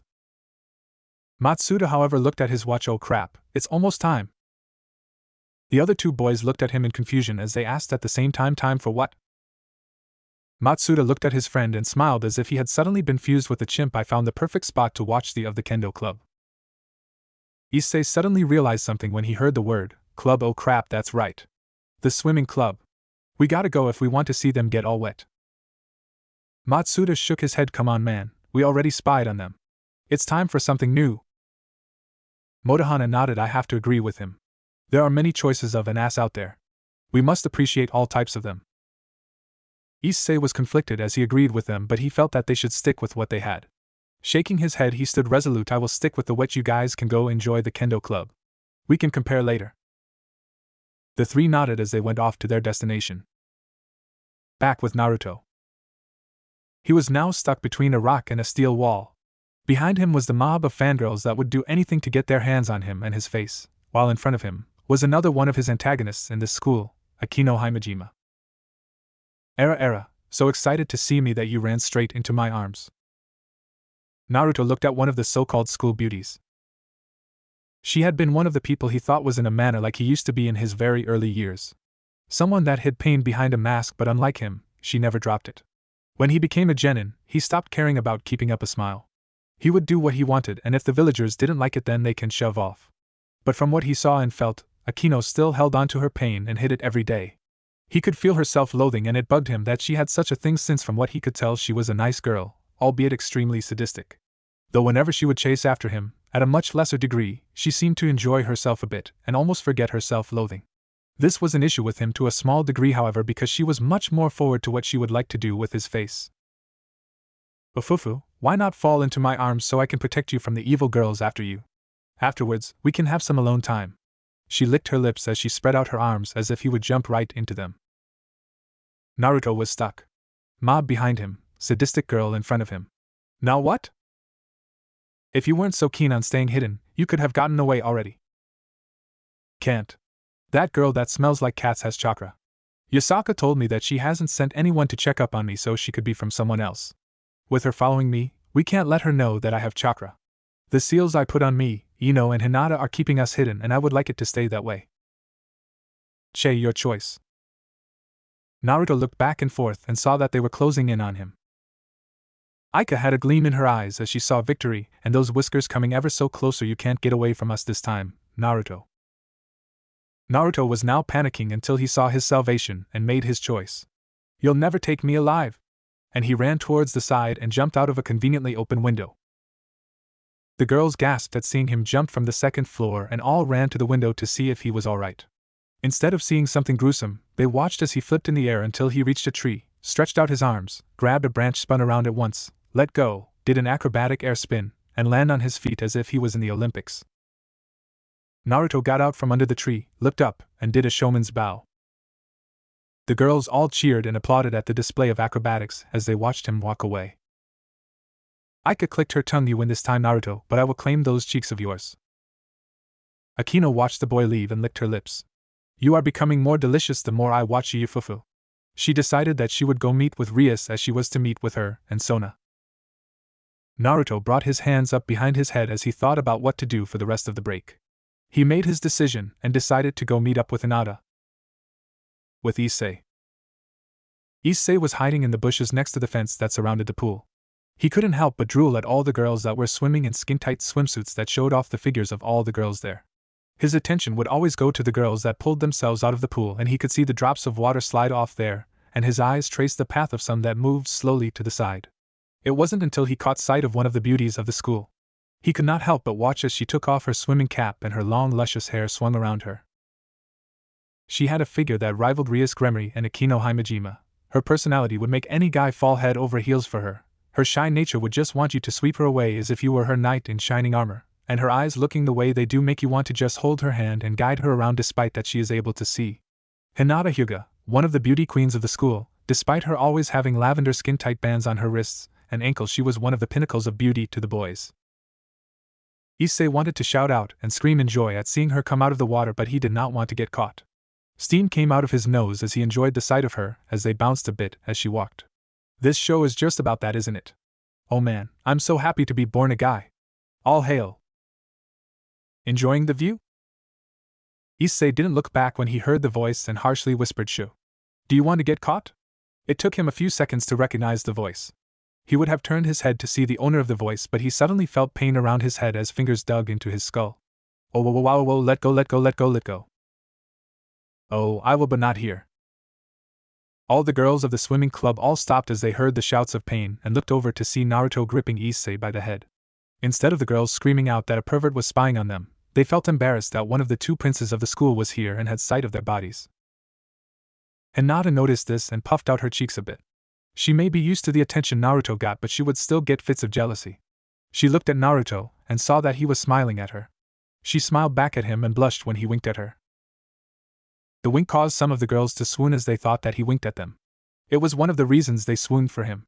Despite actions like that would cause them to think he was just a creep. It is when they actually confronted him that they saw he was extremely shy and self-conscious when surrounded by girls. They thought it was appealing and adorable. His whiskers helped in that fact as well. They watched as Naruto dragged one of the perverted trio away by his head off to who knows where. Meanwhile, Matsuda snuck through the bushes towards his peeking spot with Motohana right behind him. Come on, man. It's almost time for them to change, and we don't want to miss those beautiful of Murayama. Don't forget those luscious legs of Kates. Matsuda nodded as he got to the hole that led into the changing room for the kendo club. He waved his friend over and they both looked through the hole to see the kendo club walking in. Oh man, here we go. Motohana brought his finger to his lips in a shushing motion. You don't want them to hear us. Both boys had their eyes wide as they saw the club getting ready to take off their uniforms. Come on, come on. Just a little more. Suddenly both of their eyes felt immense pain as they pulled back from the hole and held their eye as they shouted in agony. Arg, my eye, my eye. Motohana was rolling on the ground as his glasses fell off his face and showed that the lens had a small hole in it. Thankfully no glass entered his eye, but as he grabbed what was thrown into their eye he saw that it was a small piece of an eraser. Wah! Inside the changing room with her arms stretched out that had a purple skin-tight band was a girl that had long blonde hair that covered her right eye, teal eyes that looked as if they belonged at a jeweler, and a figure that was the envy of many girls. This was another of the school beauty queens, Ino Yamanaka. Ino smirked at the hole as she knew they were there when they were coming to peek at them and was waiting for the chance to do that. Kates walked up to Ino and asked what was that, Ino? Ino turned to look at the girl and smirked. That was a couple of perverts that got what they deserved. Hearing this, the rest of the kendo club grew angry and were redressing themselves in their kendo uniforms and grabbing their kendo swords to go out and deliver their own punishment before the perverts ran away. But much to their shock, someone else had come and made it easier for them. The perverts that were spying on them were tied to the practice posts with the third of the perverted trio with them in the center. Tying them up was the first prince of Ko, Naruto. Issei was struggling to get out of his bonds, but the rope was tight. Why the hell do you have rope anyway? Naruto finished the knot and straightened up and looked at Issei with his foxy grin. To tie up perverts like you. Issei wiggled more as he whimpered out, "Grr, damn it. You have your own harem, why can't you let us have ours? What makes you different from us?" Naruto, with his foxy grin still on his face, patted Issei on the head. Because my head isn't always full of senpai. And I don't have a harem. Issei, Motohana, and Matsuda glared at him before shifting their gaze at the oncoming kendo club and the blushes they had as they saw him. You're right. You have half the schoolgirls after you. Naruto turned around to see the kendo club coming towards him and the other three. Hey girls. Sorry for the disturbance. The entire kendo club blushed at the smile he gave them as Murayama spoke. It's fine, Naruto. Thanks for getting them before they got away, she said as she did her best to hide her blush. Ino only sighed as she already got used to this, and knew that she couldn't do anything to stop it since she knew just how great Naruto was. Besides, she knew Naruto well enough to know that he would not ever cheat on her or Hinata. Though she couldn't help the little voice in her head that there might be some of these girls that might try and worm their way into his heart. But they would have to get through her first, not to mention Hinata. High walls for any other girl to try and scale. Naruto nodded as he looked at Ino. By the way, nice shot, Ino. Ino cocked her hip as she placed her hand on it and smirked. Did you expect anything less? Naruto chuckled and shook his head before he looked back at the three tied-up students. Reminds me of the bell test. He put his hands in his pockets and chose that it was time for him to go. Well, enjoy your practice, dummies. Bye, Naruto. The Kendo Club said in unison before they turned to the three with evil smirks. The three began to sweat as Issei whimpered out mercy. Screams of pain could be heard throughout the campus. Occult Research Club room. Rias, Akino, Sona, Tsubaki, and Kaneko were sitting in the main room of the Occult Research Club with Rias and Sona looking out the window towards where they heard the screams of pain. Rias was the first to speak 3 years and nothing to show for it. I don't know why we thought that there was something hidden behind those three. Sona adjusted her glasses as she nodded true, but I can't help but feel that we are still missing something about them, especially Uzumaki. Rias looked to Sona with a forlorn look. I've had my peerage tail him all this time, and so far he has shown no relation to the supernatural. From our observations, he is just a normal boy. Yufuff normal isn't something I would call him, Rias. Rias sighed as she looked back to her queen. Okay, apart from being physically fit and acrobatic, we haven't sensed any power coming from him. She looked to Kaneko, who was munching on a cookie, and then there was that time you thought you felt chakra coming from him, which led me to believe that he was from the yokai faction sending in an agent to scout out the area, but you then said that it wasn't from him. Kaneko stopped munching on her cookie as she spoke in her monotone voice. Felt chakra, he was in area. She went back to her cookie. Yes. And you said he smelled like a fox. Still smells like a fox, possible pet, but no chakra. Rias sighed in disappointment. If he was a rogue yokai or had a sacred gear, I would have asked him if he would join my peerage. Sona looked to her friend. Why don't you still add him? With his acrobatics, he could be a useful knight. Rias thought about it but shook her head. Maybe, but for now, I need to focus on gaining an edge over Riser, and I have someone in mind for that. Sona looked to Rias with a questioning look. Oh? And who would that be? Issei Hayadu. Sona looked at Tsubaki for details of the boy, and she went through his general info from his grades, status, opinions from other people about him.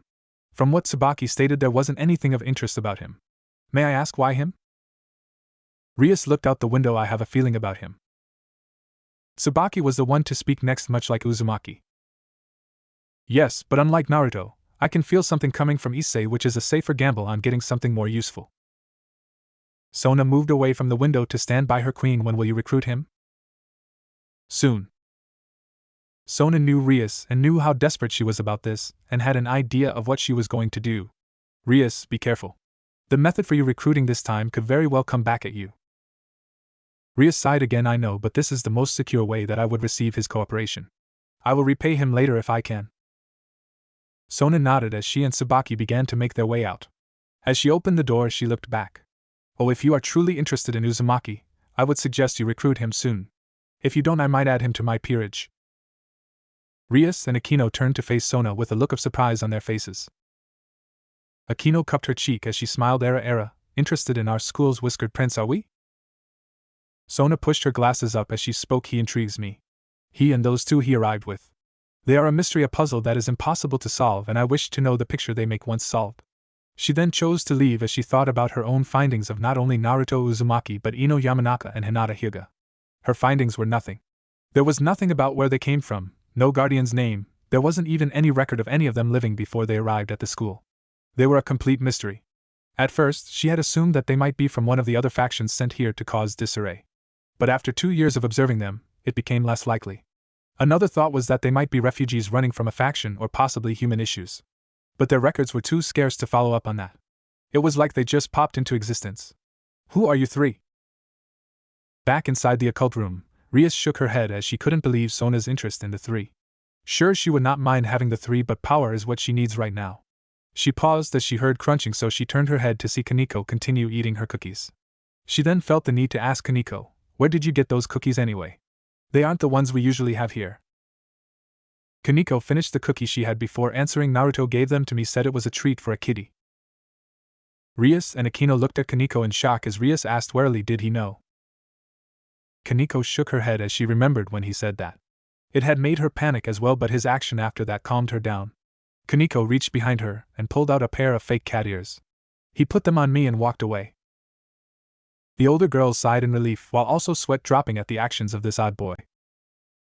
After school, Naruto, Ino, and Hinata were leaving the campus together as the two girls had finished their club activities. Normally Naruto would have a smile on his face as they left since he hated being in a school, but at the moment, he had a scowl instead. Hinata looked at Naruto with a questioned gaze. Is something wrong, Naruto?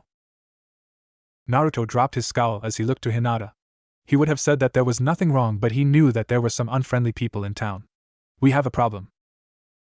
Ino and Hinata could hear the tone in his voice and got serious. Both turned to look forward as if nothing was wrong.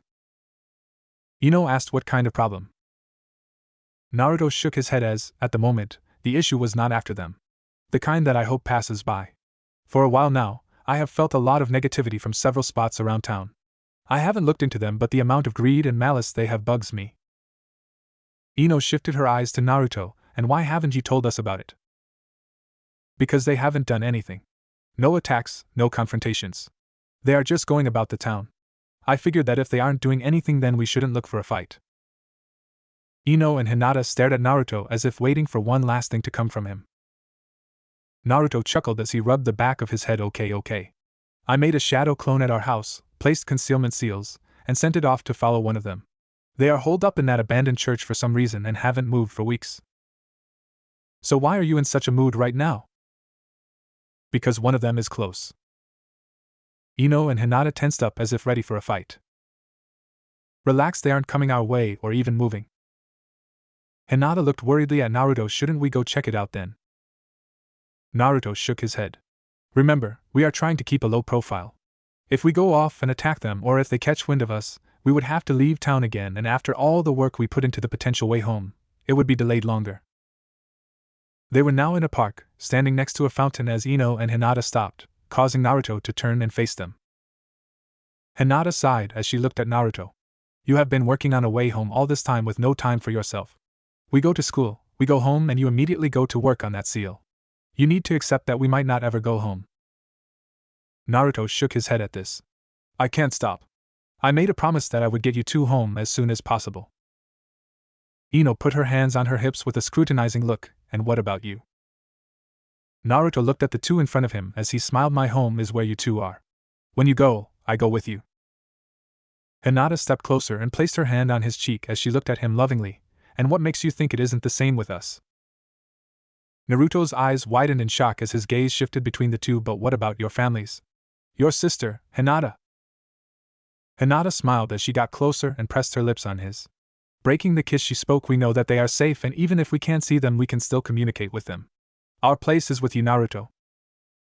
Hinata took a step back, which gave Ino the chance to step forward, gently grabbed his face, and guided his lips to hers. After a second, they broke the kiss before Ino spoke. We know you will get us back to Konoha, but you can't just spend every bit of free time on it. Besides, they are working on it too, so relax. Naruto sighed. Fine, I will relax a bit after the clone comes back from watching the church. Ino and Hinata nodded, with the former asking, so any idea on what these people want? Naruto shook his head. No idea. Only that they are waiting for someone to arrive before they do something. Hinata sat down on the fountain edge and asked, what about the closest one? Naruto could only shrug as he wasn't keeping tabs on that one. Don't know. But they seem to be staying there for the time being.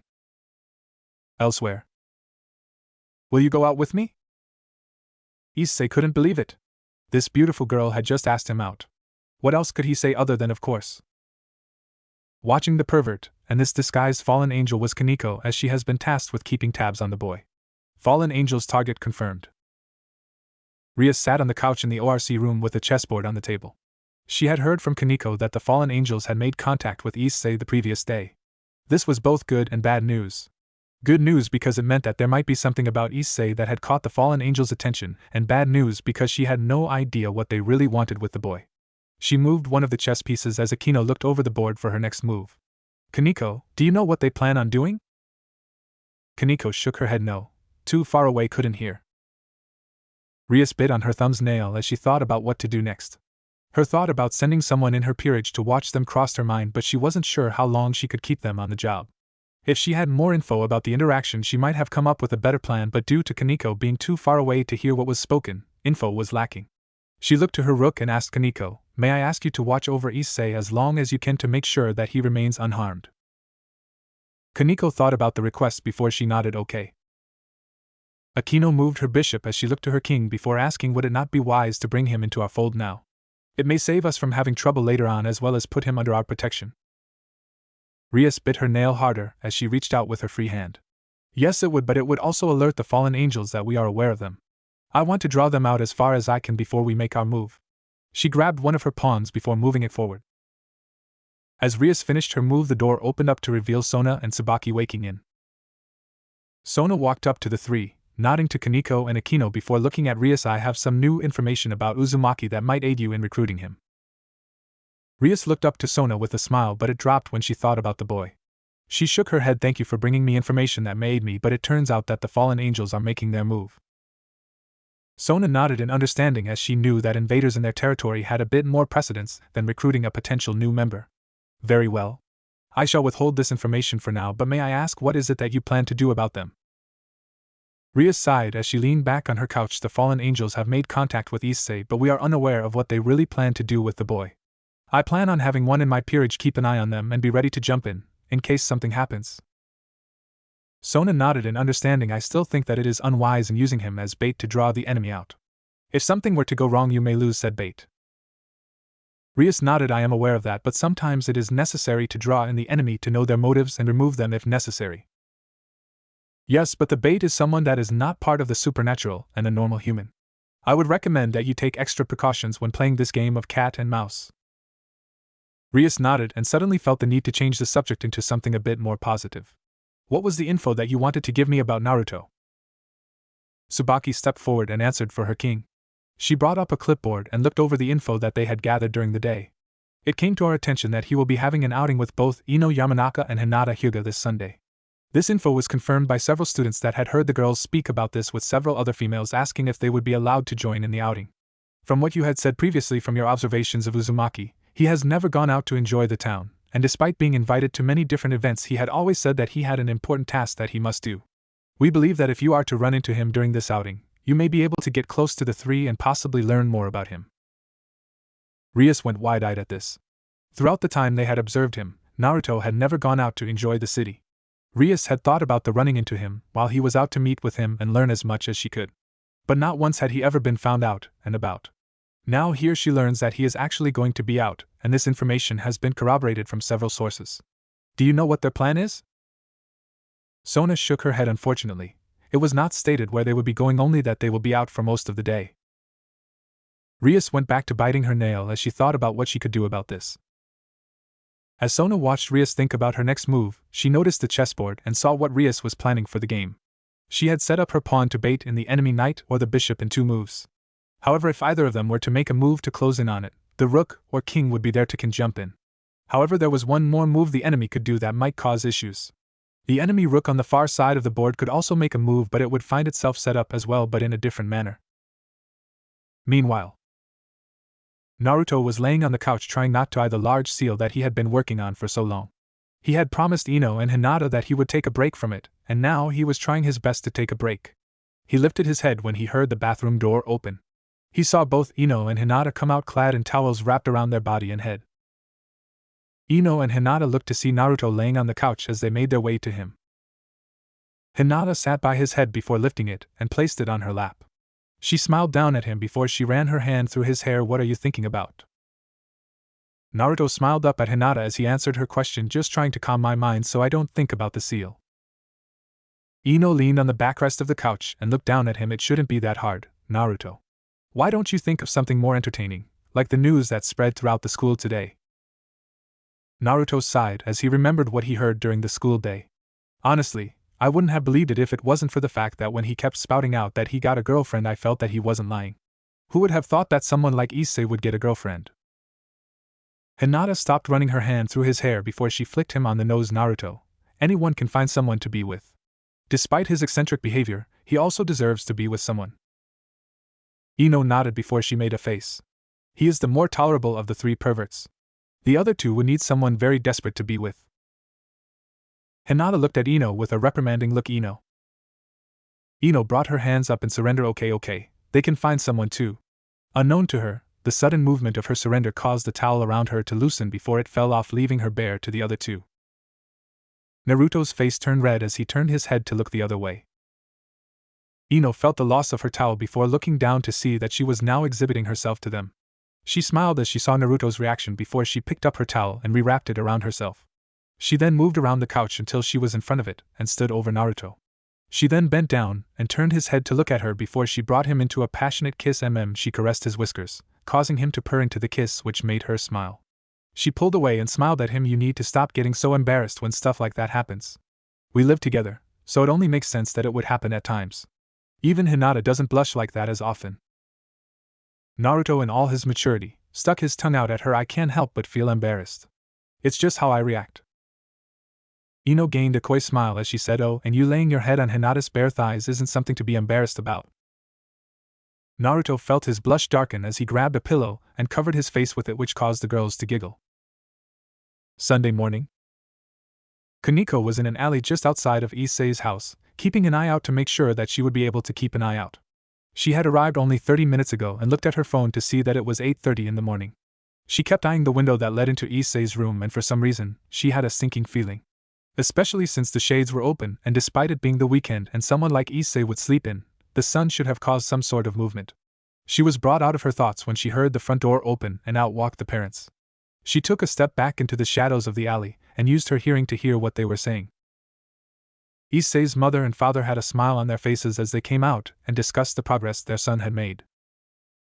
Miki was beaming as she gushed over it. Can you believe our useless son had finally found a girl that actually wants to be with him? Goro nodded as he cried happy anime tears. Our boy might finally gain some worth in this world. After he wiped his tears away, he looked to his wife. So did he tell you where he is taking Yuma today? Miki shook her head. No, he didn't say anything, but he was so excited when he left that he almost forgot his cell phone. Goro shook his head. Hopefully she will become a very good influence on him. True. Kaneko went wide-eyed as she heard this. Oh no. In town. Rias was walking around town looking for her targets, but she had no idea where to start. Throughout the week, she had tried to see if she could hear anything about their outing, but they were very tight-lipped about it. This didn't deter her, as it was still morning, and she had all day to find them. Suddenly her phone began to ring. Picking it up, she saw it was Kaneko and answered it immediately. Kaneko? What's wrong? Issei already left.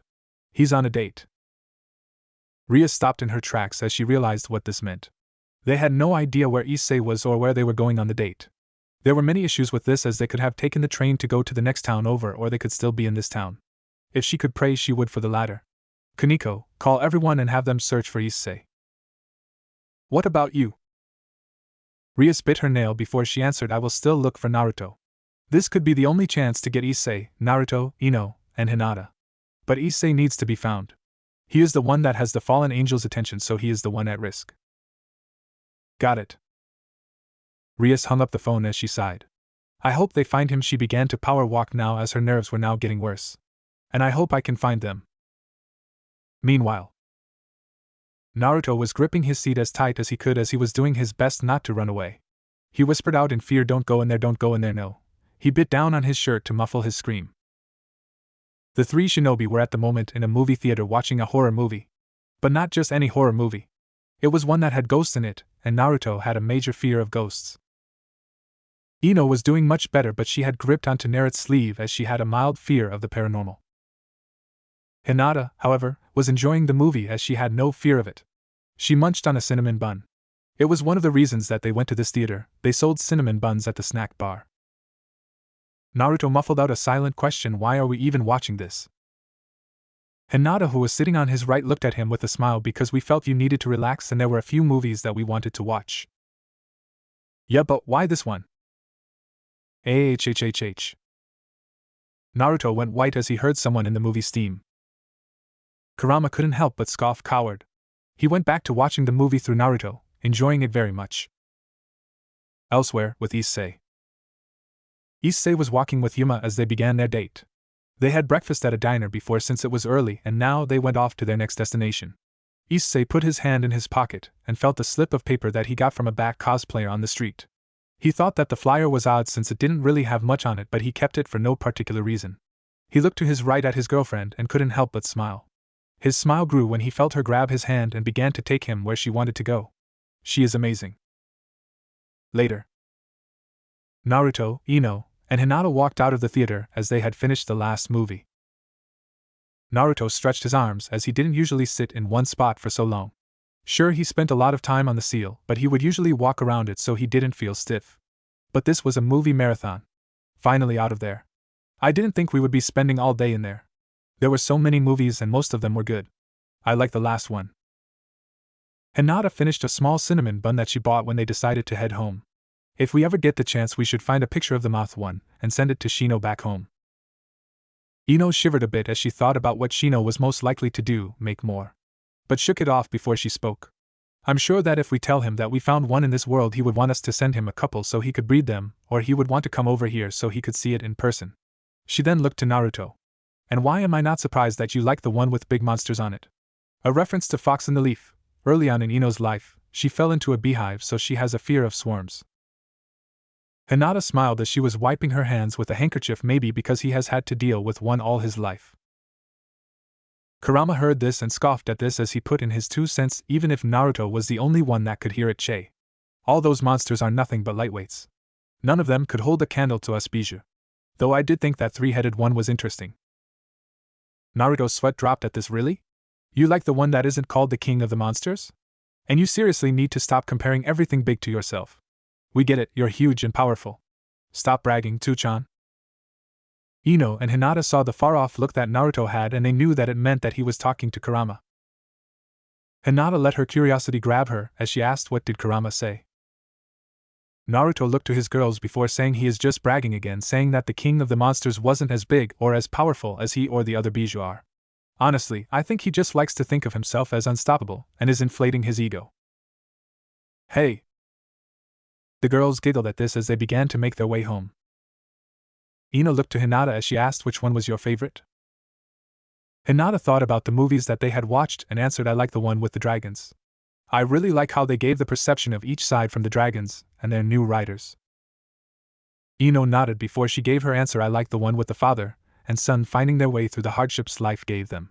Sure, it made me cry, but to be able to get the job that brought them out of their tough times. She then looked to Naruto, what about you? Naruto thought about the movies they saw and spoke, well, apart from the last one, I like the one with the showman. A band of misfits finding a home like that. It was a good movie, not to mention the songs they had. The girls nodded as they continued on their way home, discussing the movies they had watched. Naruto then suddenly stopped walking and turned his head to his right. Ino and Hinata noticed this and grew concerned. What is it? Naruto narrowed his eyes at the direction he was looking. One of the negative emotions I had been feeling just became malicious. He looked to the girls with a dead serious expression. Whoever it is about to do something bad. The girls understood what he was implying and grew serious as well. Naruto led the girls into an alley so they wouldn't be seen before all three vanished, with Naruto leading them to where he felt it was coming from. The 3 shinobi moved fast towards the feeling, and Naruto was glad that they had the concealment seals on them. Although he wished he had made them stronger so they could go full speed, but he never got around to doing that since they never needed it. If it weren't for the fact that they needed to stay hidden, they would have arrived already. They made it to the park with Naruto barely catching a glimpse of someone with black wings flying away from the area. He wanted to follow, but a smell caught his scent. Blood. Looking ahead of him, he saw that someone was laying in a pool of blood next to the fountain. Shit. He led the 2 girls to the body and to his shack. He saw that it was Issei. He turned to Hinata and Ino, can you save him? Both girls moved to each of the dying boy's sides, with Ino using medical jutsu to scan and attempt to heal the hole in his torso, as Hinata did the same while also using her Byakugan. Naruto looked towards where he saw the person fly off and grit his teeth. Looking down, he saw a few black feathers. He bent down and picked it up before taking a whiff of it. I've got your scent now, whoever you are. He turned to look at the girls and could feel their disappointment and sadness at what was happening. They looked at him, and he didn't need them to say anything to know what they wanted to say. Damn it!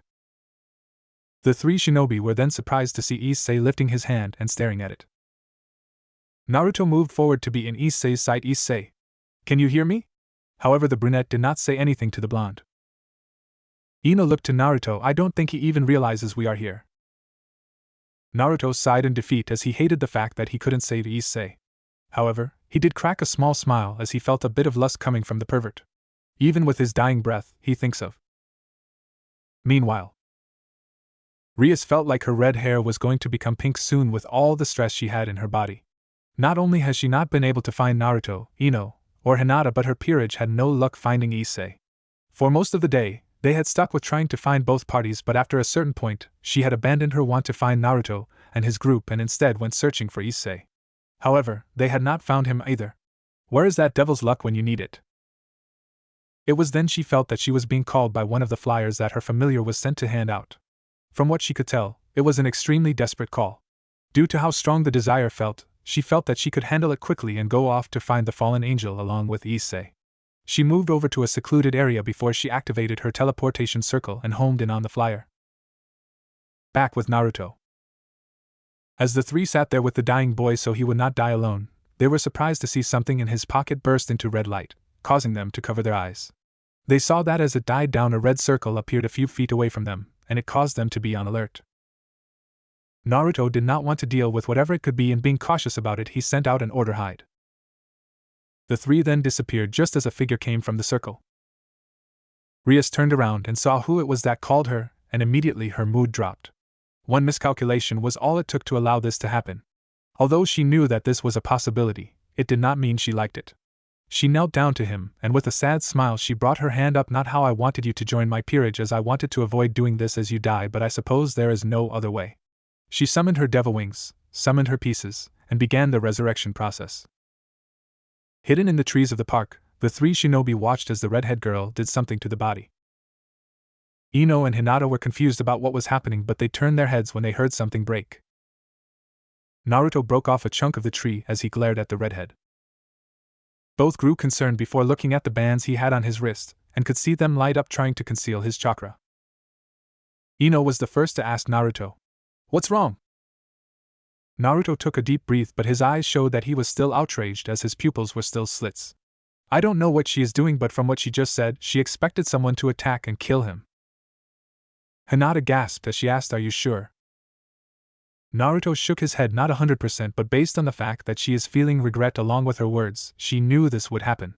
He stood up from his crouched position on the branch as he spoke. "Let's head back home. We are going to have to be wary of Rias Gremory." Hinata and Ino nodded as the three vanished from the park, not seeing the full ceremony Rias was doing. Naruto, Ino, and Hinata made it home, with Naruto stomping into the living room and plopping down on the couch. He glared at the wall as he tried to calm down. "Naruto?" Naruto shifted his eyes up so that his gaze fell on Hinata's face, who stood in front of him. He couldn't keep his anger as he saw the concerned look Hinata had. He sighed as he leaned back on the couch. "I'm fine, Hinata. Just I." Ino moved behind Naruto and wrapped her arms around his neck. "You don't like what happened?" He leaned back as he nodded. "It's not just that. Issei may be a pervert, but he wasn't a bad guy, at least not as bad as his friends." Rias seemed to be remorseful about this, but it seemed like she wasn't that broken about it. It was almost like a part of her was okay with it. Hinata sat next to him as she thought of something. "So what are we going to do about Rias?" "We need to keep tabs on her. She isn't human, that much is certain, but she wanted something from Issei, and his corpse must still have it." Ino leaned down so her head was next to his. "Why didn't you leave a clone with her and tail her as you did for all those other people?" Naruto's glare returned. "Because if I left a clone there, it would have attacked her straight away. We need intel, and at that moment I was not in the mood for being patient." The girls nodded as they were in a similar mindset, albeit much more toned down. Naruto got up and sighed as the day started out so well, until that event. "Come on, girls, let's get some sleep. Tomorrow I will leave a clone to tail her and see what her plan is." The girls followed Naruto to the bedroom, ready to put this day behind them. Next day, Monday. They couldn't understand it. They were there, they saw the body, they knew he had lost all signs of life, but there he was, walking through the halls as if nothing was wrong. The three were outside with Naruto just staring at Issei through an open window as the brunette was talking animatedly with his friends. Wa. Ino and Hinata nodded as they agreed with his lack of speech. Ino looked to Hinata and asked, "We both came to the same conclusion when we checked him, right?" Hinata nodded yes. All signs of life were fading so fast that there was no way we could save him. Naruto sniffed the air to see if there was any scent of death, but no, there was no sign of such a scent. But there was a slight change to his scent. It was small and almost unnoticeable, but it was there, he just wasn't sure what it was. It was then that he focused on his hearing. He got a bunch of random chatter until he caught Issei's voice and focused on what he was saying. "What do you mean that you don't remember about Yuma?" Matsuda shrugged his shoulders as he said, "I'm telling you, you never told us about this girl." Motohama adjusted his glasses. "Perhaps you imagined this girl to the point that you believed she was real." Issei felt angered at this as he rummaged through his pockets. "Are you kidding me? I know I told you about her." I even showed you a picture of her, here. He pulled out his phone and began to go through it only to find that Yuma's contact info and pictures of her were no longer saved on his phone. What the hell? It's gone. He thought about this as it just didn't make any sense to him. His eyes then suddenly went up to the top of the stairs to see the red-haired beauty queen, Rias Gremory, looking down at them. Rias looked at Issei and could see that he was doing far better. She began to walk down the stairs while keeping her stoic visage, but as she passed the three she shifted her gaze to Issei and smiled. Good, it looks like he has gone back to a normal life. Saya will have to meet up with him soon to tell him about what he has become. She continued walking down the stairs and off towards the clubroom. Naruto thought about the little interaction that just happened between Rias and Issei. Although it looked like Rias was acting her usual nonchalant persona, the regret he felt spike from her told him that she might have done something that she didn't want to do. Though this did help him in thinking that she had done something to bring him back from the dead. Hearing Issei's friend talk about going to his house to watch some porn before screaming out, "Banzai to Arrow," he lowered his hearing while sweat dropping about the pure perversion the perverts had. Who the hell would scream that out in school? He looked to the two next to him and was about to say something until Whiskers. Naruto looked to the side to see another rampaging mob led by Aika that was after his Whiskers. He whispered out, "Shit. Hinata, Ino, meet me behind the school to start our mission." And with that, he dropped his glare and began running with the mob of girls chasing after him. Hinata puffed out her cheeks in jealousy before Ino placed a hand on her shoulder. She huffed a bit before staring at the direction they went. They never give up, do they? Ino giggled at this before shaking her head. Even when we told them that he was off limits, they still tried their best to get to him. Even when we told some of them that he was dating us, most of the girls got even more enthusiastic in trying to catch him, especially Aika. Hinata looked at Ino with a look of defeat, and the ones who were told about that didn't tell anyone else. It was like they didn't want to add to their competition. Even the ones that thought he was a pervert like Issei and his friends soon went back to chasing him after they confronted him, and he apparently bashfully spoke to them. Aika, on the other hand, was not deterred when she found out. She just grew more determined. Ino shrugged as she and Hinata began walking towards the building. You should know as well as I that when a girl wants something, she will do her best to get it. And Naruto has this charm to him that I doubt he even knows he has. I mean, look at us. Hinata sighed again. We didn't really try to resist that hard. We just decided and it all worked out. If you think about it, we did go through a lot for us to finally admit it though. I still remember how Naruto lost an arm trying to get to us before we would kill MMM. Hinata looked around to see if anyone heard them as she pressed her hand over Ino's. Ino, you know we can't talk about it here. Ino huffed through her nose as she didn't like the idea that they had to hide here, but she knew the importance of staying out of sight. Now more than ever. She nodded before they continued towards class so they could just wait for it to start. ORC. Rias walked into the clubroom as she sighed tiredly. It's not like you to be this tired so early in the day. What's on your mind? Rias looked up to see Sona leaning next to the window smiling at her. Rias shook her head as she moved to the couch and sat down. To be honest, Sona, I don't know. I got Issei into my peerage. I saved his life and it seems he easily got back into his normal routine, but why do I feel like I did something terrible? Sona's smile dropped as she figured that Rias might feel like this. Rias' peerage was made up of those who had troubled pasts and were brought in under specific circumstances. Issei, however, was brought in quite differently. You might be feeling guilty for using him as bait, and it backfired. Rias steepled her fingers as she leaned on them. I brought him back though. I fixed my mistake, but it still feels like something is going to happen. Maybe you're overthinking this. Maybe. Rias got up and began to undress so she could take a shower in the clubroom built-in bathroom. Sona looked out the window as she asked, by the way, about Uzumaki. Rias paused, her unbuckling her bra for a second before continuing. Once I test Issei for his capabilities, I will think about Naruto. Sona nodded. When will you inform Hayato? Rias was now fully naked as she walked towards the shower room. Tomorrow after school. Everyone will be in attendance for it, and we can add him to the club during that time as well. Sona nodded as she pushed herself off the windowsill and made her way out of the room. I wish you luck with Issei, though I still haven't given up my opinion on Uzumaki.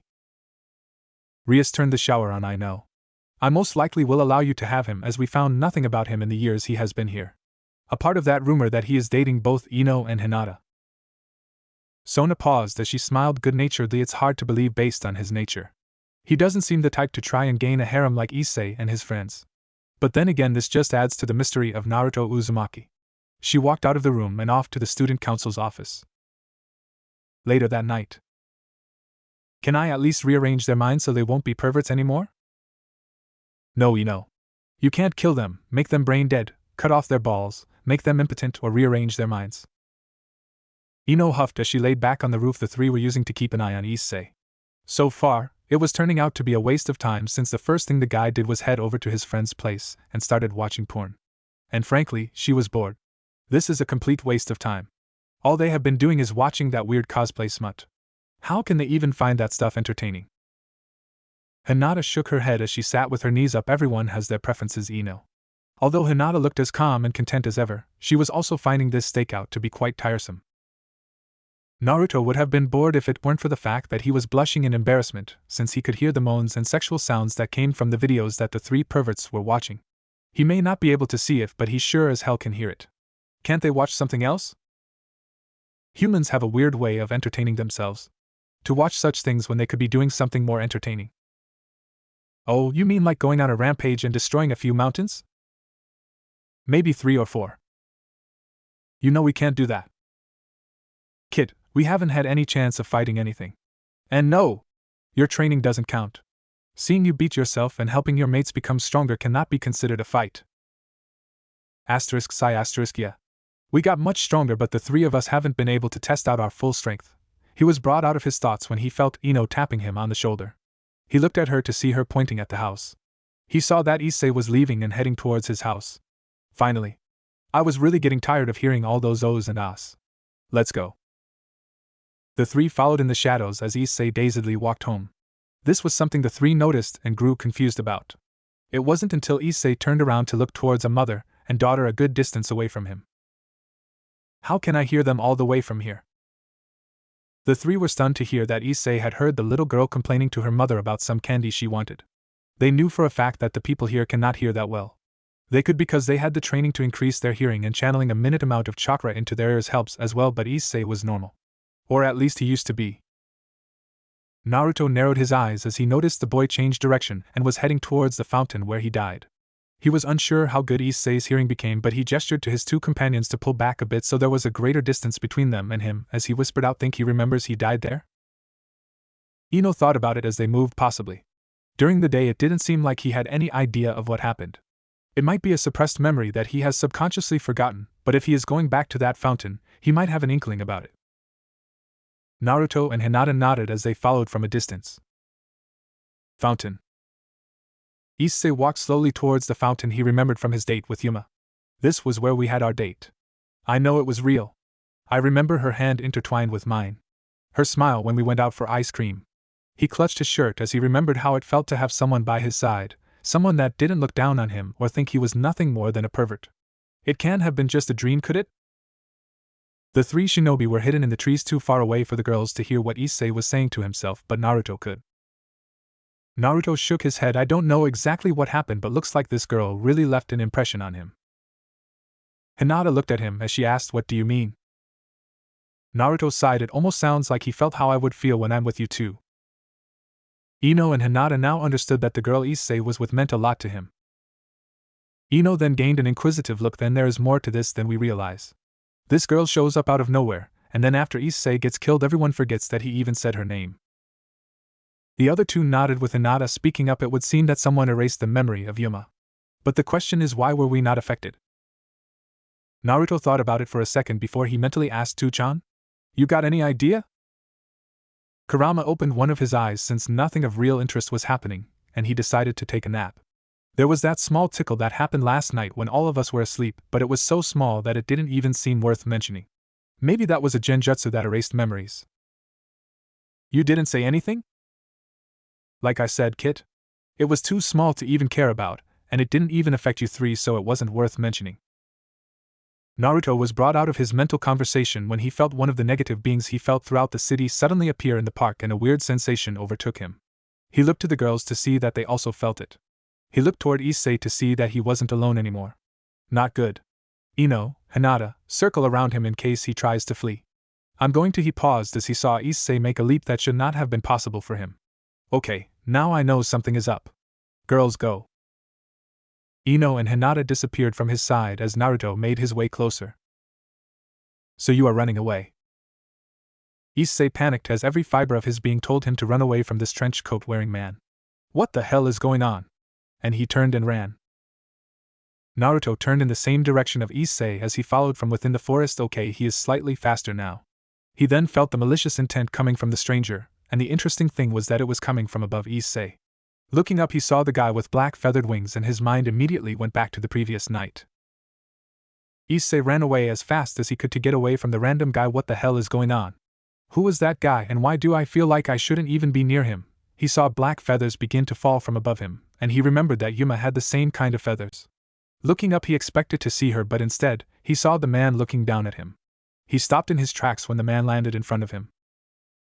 The man looked around to see if there were any other signs of devils nearby and was intrigued by the fact that there was no sign of anyone else. No master, no comrades, which means you are nothing more than a stray. He brought up his arm to the side and summoned a light spear. Easy prey. Issei turned and ran in fear. If this is a dream, then someone, wake me up. In his haste, however, he tripped and fell to the ground. Turning his head, he saw the man throw the spear at him, aiming to kill him. Someone! Anyone! Help! He shut his eyes as the light from the projectile grew closer. After a few seconds, expecting to feel some sort of pain and not feeling anything, he thought to himself, was it a painless death, or something? He could still see the light shine through his eyelids and took a chance at opening his eye, only to see the tip of the spear an inch from him. He screamed in shock and stumbled back from it before looking down at his body to see that he wasn't hurt. He looked back to the spear and saw that someone had grabbed it. Following the arm that held the spear, he saw who it was. Naruto. Naruto sighed in relief that he caught the spear that was close. Thankfully, the spear was moving slow enough for me to catch it. Even at that close of a distance, it was almost at a slug's pace. Better not ever mention that to Bachan. He looked at the down boy and gave his foxy smile. Hey, you okay? Issei was dumbfounded. Wah. How? When? The man was confused as well. How did I not sense him nearby? Who are you? Naruto turned and glared at the man. Give your name first, and then I will give you mine. Damn, that sounded cool. I should watch more movies. The man smiled as he took off his hat and gave a gentleman's bow. I am Danasik. Naruto gave a smile as he answered back, I am Naruto Uzumaki. Now why don't you tell me why the hell you are trying to kill this guy? Danasik placed his hat back on his head. A stray devil does not deserve to live if it has abandoned its master. This is the common rule that we all follow. Hearing what Danasik said caused something to snap in Naruto. Devil? Master. He gripped the spear so hard that it shattered in his hand. He glared hard at Danasik before he said, Ino. Hinata. Before Danasik could react, he felt something impact hard into several pressure points in his body and several slashes on joints of his body. He fell hard onto the ground and looked up to see two females, wearing the same uniform, glaring down at him with both holding their hands up with two fingers extended, although the brunette had her thumb pressed with her two fingers as well. How did I not sense any of you? Naruto moved closer to stand between the girls as he glared at the man. You should work on your sense better, but I doubt you will have the chance. He brought his fist up, ready to knock the guy out, until a bright red light began to shine behind all of them. The shinobi turned around to see what was going on until they saw three figures appear from a red circle on the ground. Danasik saw who it was and knew now that he was out of his league. Not only were these three unknowns here and were the ones that crippled him, but the red-haired girl that just appeared told him that the heir of the Gremory family had arrived. I must flee. Lucky or him, his wings were still functional and he used them to push himself off the ground and into the air. The three shinobi turned back in time to see Danasik fly into the air and disappear from sight. Damn it. Danasik's voice then rang through the air. You almost had me and I commend you for that. I hope we never meet again. Naruto saw a feather fall from the air and swiped it into his hand. Taking a sniff, he knew two things now. 1. This was not the same winged figure that killed Issei before, and 2. He had the man's scent and would not let him get away next time. Rias knelt down to Issei and looked him over to see if he was okay. Are you alright, Issei? Issei was confused about what was going on. First, a weird man pops up out of nowhere to kill him. Next, his classmate and one of the most popular guys in his school shows up and saves him. Then two of the beauty queens appear and take the man down. And now the third and fourth beauty queens show up with the mascot of the school, with the red-haired one looking him over, making sure he was okay. What's going on here? Ria sighed in relief that he was fine. She did not expect another attack from the fallen angel so soon, but she was glad that it didn't turn out to be another death. I promise I will explain everything to you. Why not do it now? Rias, Akino, Kaneko, and Issei looked up to see the angry look of Hinata and Ino and the dark look coming from Naruto. Naruto took a step forward and spoke with anger clear in his voice. Why not explain what the hell you are, and what you did to him? Rias was a little taken aback by the attitude the blonde had. Not once has anyone seen anger in the blonde's face, and some even thought that he didn't even know how to be angry, but the look he had now showed fury he was holding. She took a breath as she stood up and stared Naruto in the eye. So I was right that there was something about you. Do not try and get out of explaining. He paused for a second as something came to him. So you can teleport. Rias was stunned to hear such a declaration. Yes, she and the other two teleported here, but to come straight to such a conclusion was of interest to her. How did you know that? Naruto did not grace her with an answer. He wasn't going to tell her that he had a clone watching her as she went about her business in the clubroom she uses and dispelled when the three disappeared in the same red light. He shifted his gaze to the other two that arrived with Rias and decided to push deeper into his advantage. So it was you that had Kaneko tailing me all this time. He saw the shock on Rias and Akino, and the slight widening of Kaneko's eyes. He looked at the petite girl and said, "You're not as stealthy as you think." Looking back at Rias, he spoke with authority. Now answer my question. Rias knew that she had to explain everything, not only to Issei but now to the three unknowns that had plagued both her and Sona's radar for so long. I will explain everything to you and Issei tomorrow after school. It is late and I wish to discuss some things with you as well. Naruto did not like the answer, but sensing no lie he took a few steps back till he stood with Ino and Hinata. You better explain everything since I hate liars. And with that, the three shined away. Everyone that remained there were stunned at the sudden disappearance of the three, and they looked around to see if they could get a glimpse of where they might have gone. Kaneko was the most startled as she said, "Chakra. They used chakra." Akino and Rias looked at her in shock. So that time you said you sensed chakra and he was in the area meant that it did come from him. She then gained a question. How have they remained hidden for so long? Kaneko shook her head, signifying that she had no idea. Rias could only sigh as things were becoming far more difficult. It turns out that her gut feeling was right when she thought that there was something about the three, but now it seems like it will take some extreme convincing if she wants to add them to her peerage. She looked down at Issei, who was still too stunned to say anything, and she brought her hand up for him to take. Issei, I know you are confused right now, but I promise to explain everything to you tomorrow. But right now, let's get you home. Issei took the hand and got to his feet, and they began to make their way towards his house. He was still so confused that it didn't even register in his head that he was being escorted by three beautiful girls. Issei was sitting in his seat in class while looking out the window while his teacher was going over the lesson. He hadn't slept much last night. After Rias, Kaneko, and Akino escorted him back home, he was told that someone would be sent to get him at the end of class. Throughout the day, his mind was more focused on what had happened recently. I was attacked by winged people, Rias knowing about it, and then Naruto, Ino, and Hinata showing up out of nowhere to save me. What did I get myself into? Naruto, on the other hand, had his head on his desk sleeping comfortably while his teacher ignored the fact that he slept. One of the biggest mysteries that the teachers could never figure out was that despite Naruto sleeping through almost all his classes, he still got high marks on all tests and assignments. The only issue was pay attention girls. All the female students could not help but find Naruto's sleeping face adorable to watch. He's so cute. He looks like a sleeping cat. I want to pet him. Ino and Hinata chose to ignore what was happening in the classroom despite Hinata twitching every now and then. They were writing in their notebook for the next time they sent messages to Konoha. They didn't need to pay attention to the lesson since they had already studied the material in the book they used, so they were here more for formalities than anything else. This was how the newcomers to the supernatural world spent their time. After class, Naruto opened his eyes as it was the end of class and he enjoyed his nap. He stretched out his arm over his head before he wiped the sleep out of his eyes. Nice nap. He ignored the fangirls squealing at his action as he had gotten used to it. It was then he remembered what he needed to do, so he got up from his seat, grabbed his bag, and went to join Ino and Hinata as they got up from their seats. The three were about to head out until another group squeal resounded at the classroom door.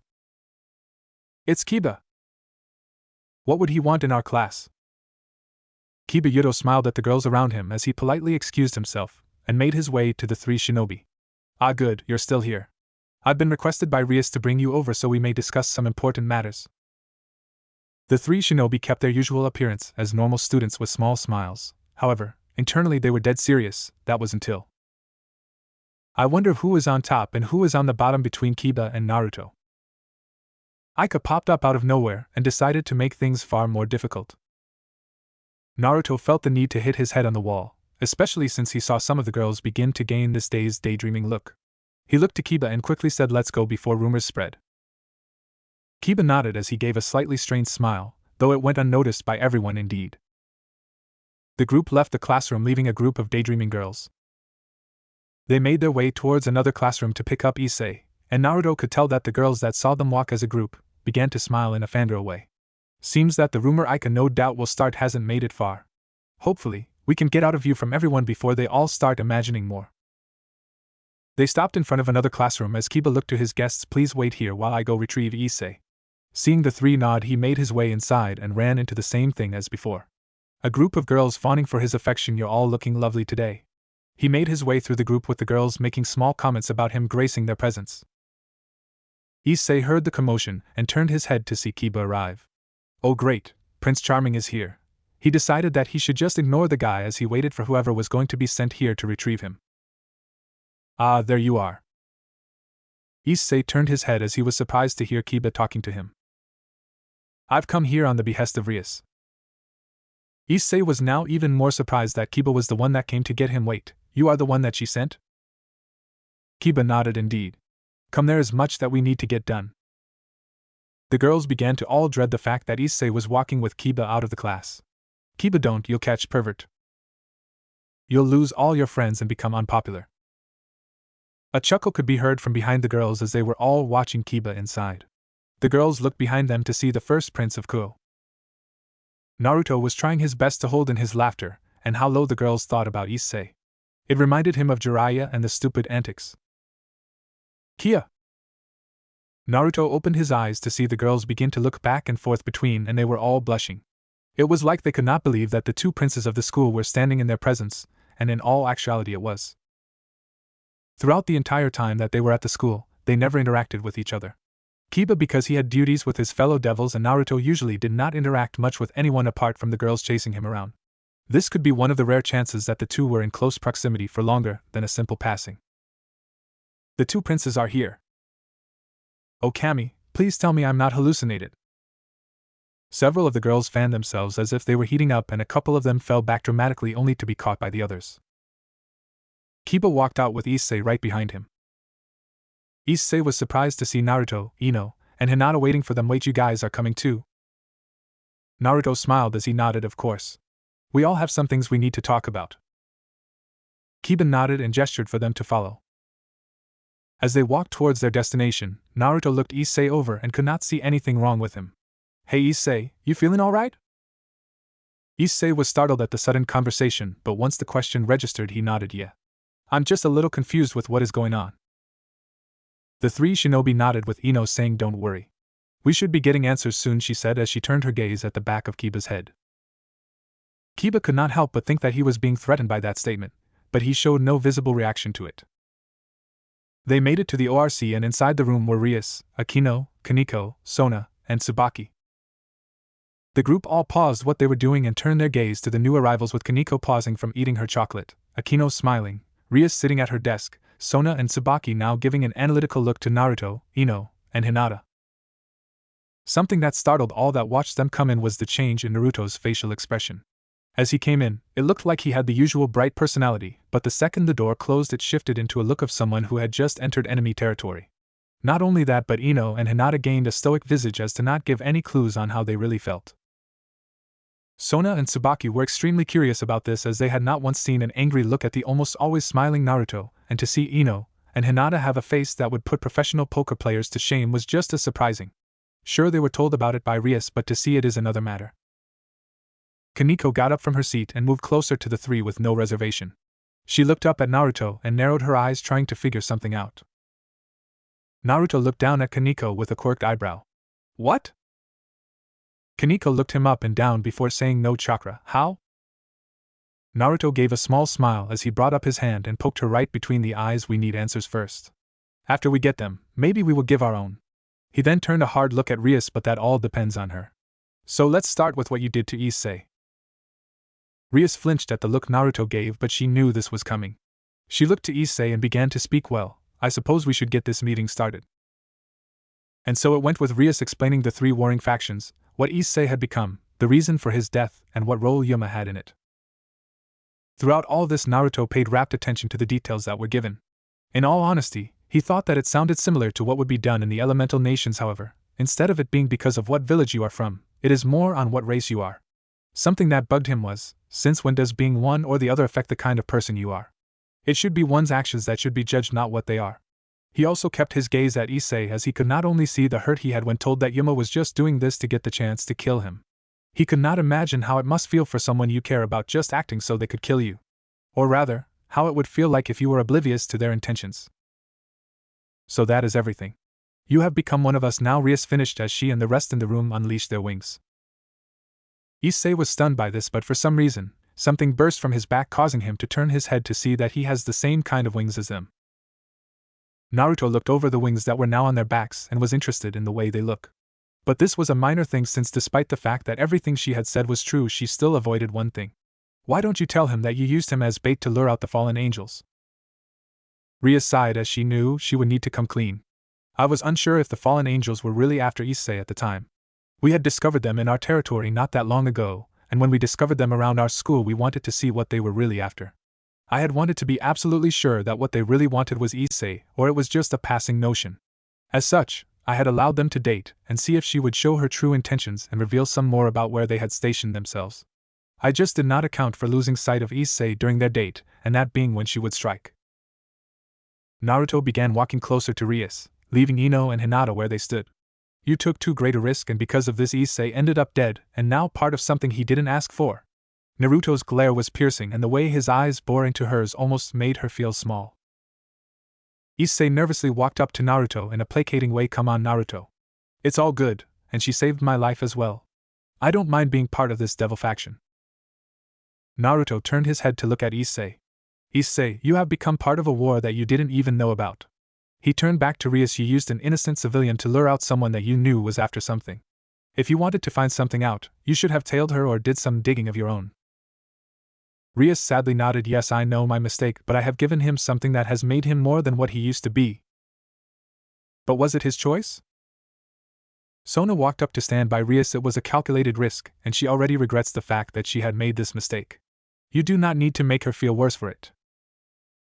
Naruto shifted his gaze from Rias to Sona. I know she regrets it. But her choice still got him killed and thrusted him into your war.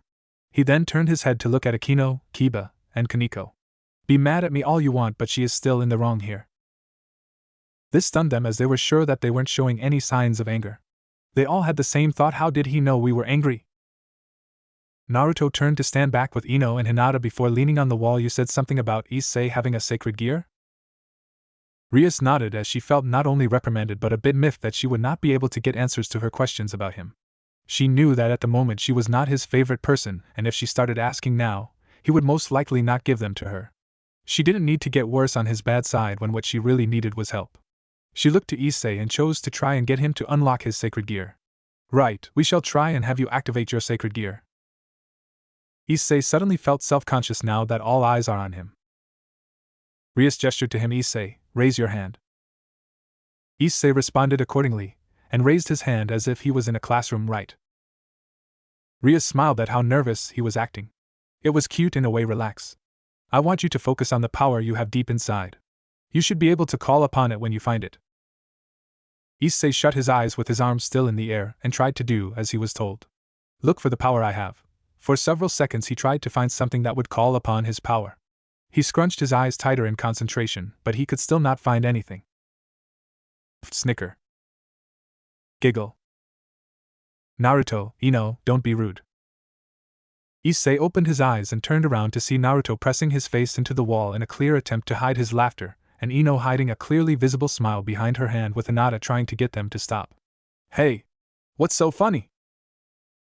Naruto pushed off the wall and did his best to stifle his laughter. Sorry, Snicker, but the look on your face was just too funny. Issei huffed as he looked away. Well, this is the first time I'm doing something like this. Naruto finally stopped his snickering and took a deep breath as he gestured for Hinata to follow, and they walked over to stand in front of Issei, with Hinata standing to his left and Rias on his right. He grabbed his still lifted arm and brought it down, while also bringing up his other hand before placing his hands in an open palm praying form. I want you to close your eyes and focus right here. He pressed his finger to the center of his torso. Clear your mind of everything and focus on this point in your body. And don't try to force it. It should be a natural part of your body so you won't need to force it to come out, just call it. Issei decided to go with what they said and closed his eyes and began to focus on the spot that Naruto pointed at. Sona and Tsubaki were interested in how Naruto seemed to have this idea of bringing out a sacred gear. The way he said made it seem like he had done something like this before. Sona just found Naruto more fascinating the more she learned about him, and despite his animosity towards Rias, it seemed that it was only towards her, and not the rest. Naruto looked at Hinata and asked her, activate your Byakugan, and see if you can see the energy source, magic I believe they called it. Hinata nodded as she brought up her hand into the tiger seal before activating her Dijitsu. This had caught the attention of everyone as they were interested in what had happened to the girl's eyes. Naruto paid no mind to them as his focus was on Issei. He knew they would ask about it, but that didn't mean he would answer them. He still wasn't sure if he should divulge anything to them. After a few seconds, he stepped forward and bonked Issei in the head, no thinking of.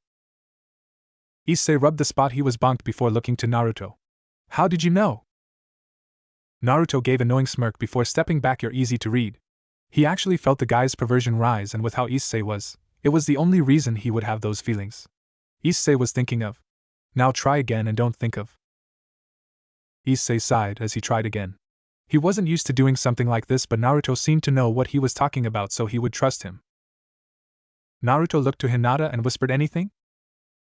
Hinata narrowed her eyes as she nodded yes. In fact, I can see everyone here has a type of energy inside their bodies. It is different from chakra, but it is there. I also see a chess piece within several of them.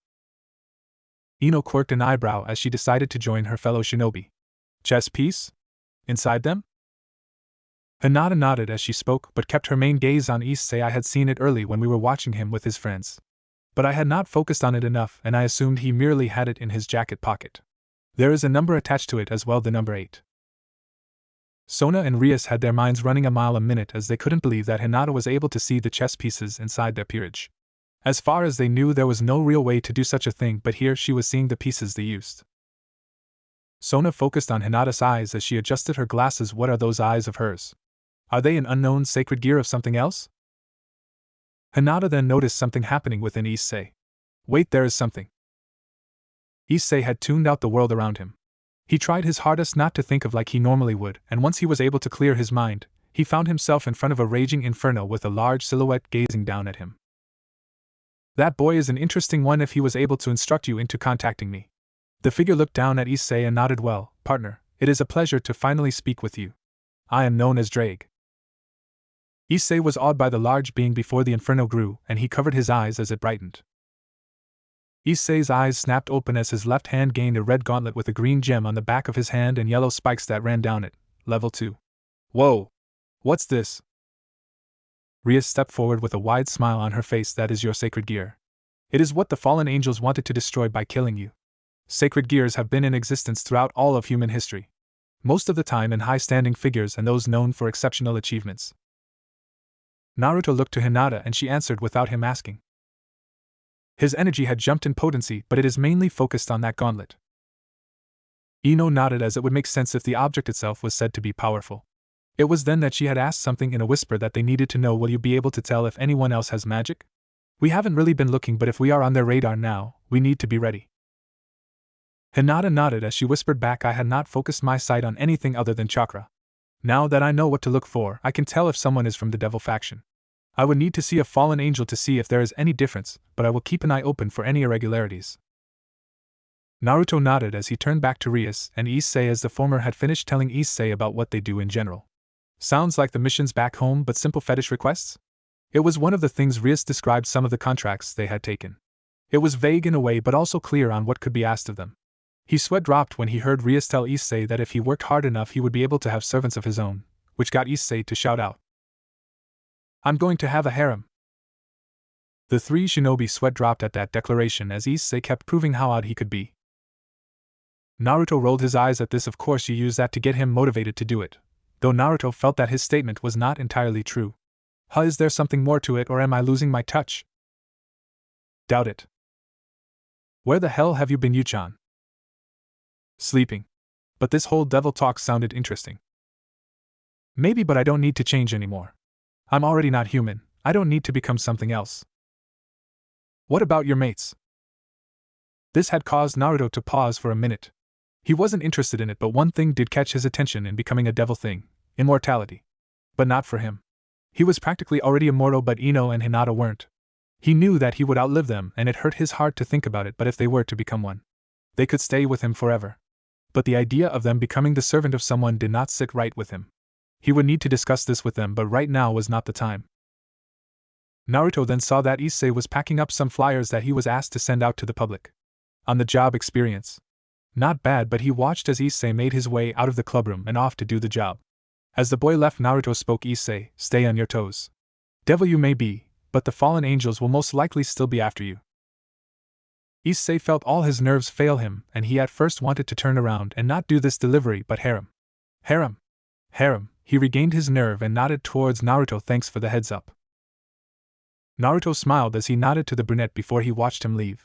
He kept his gaze on the door as he sensed the slight fear the guy had to pinpoint where he was in the building.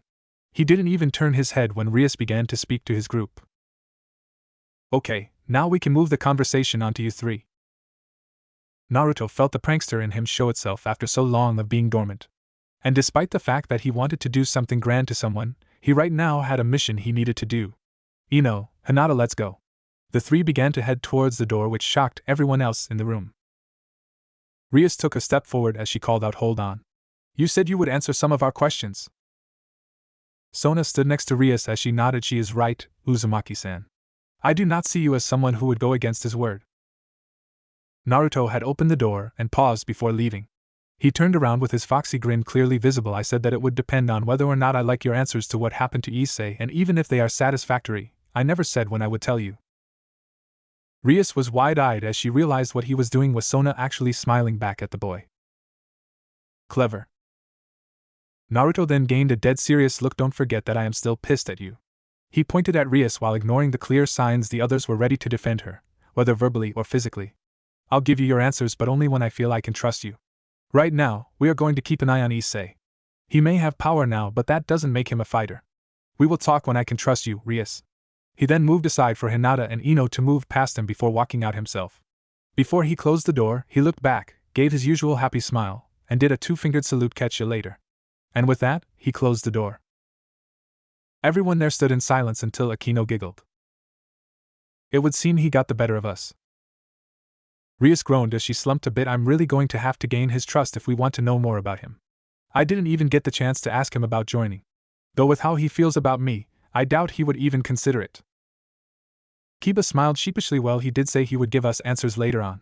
Let's just hope it's soon. Kaneko took a bite out of a slice of cake she now had hopefully. Despite her usual stoic appearance, her mind was thinking about the three.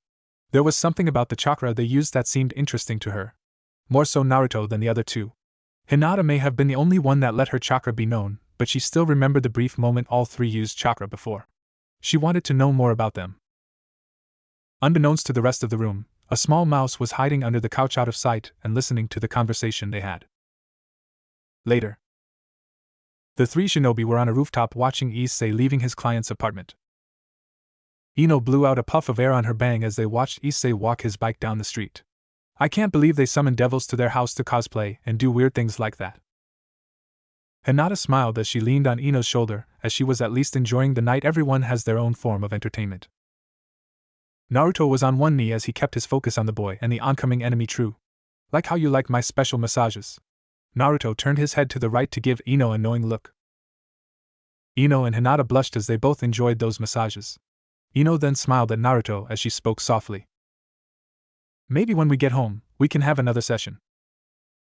Naruto would have loved to say yes, but he shook his head instead. I doubt we would have the time. Here they come. All three got up and made their move.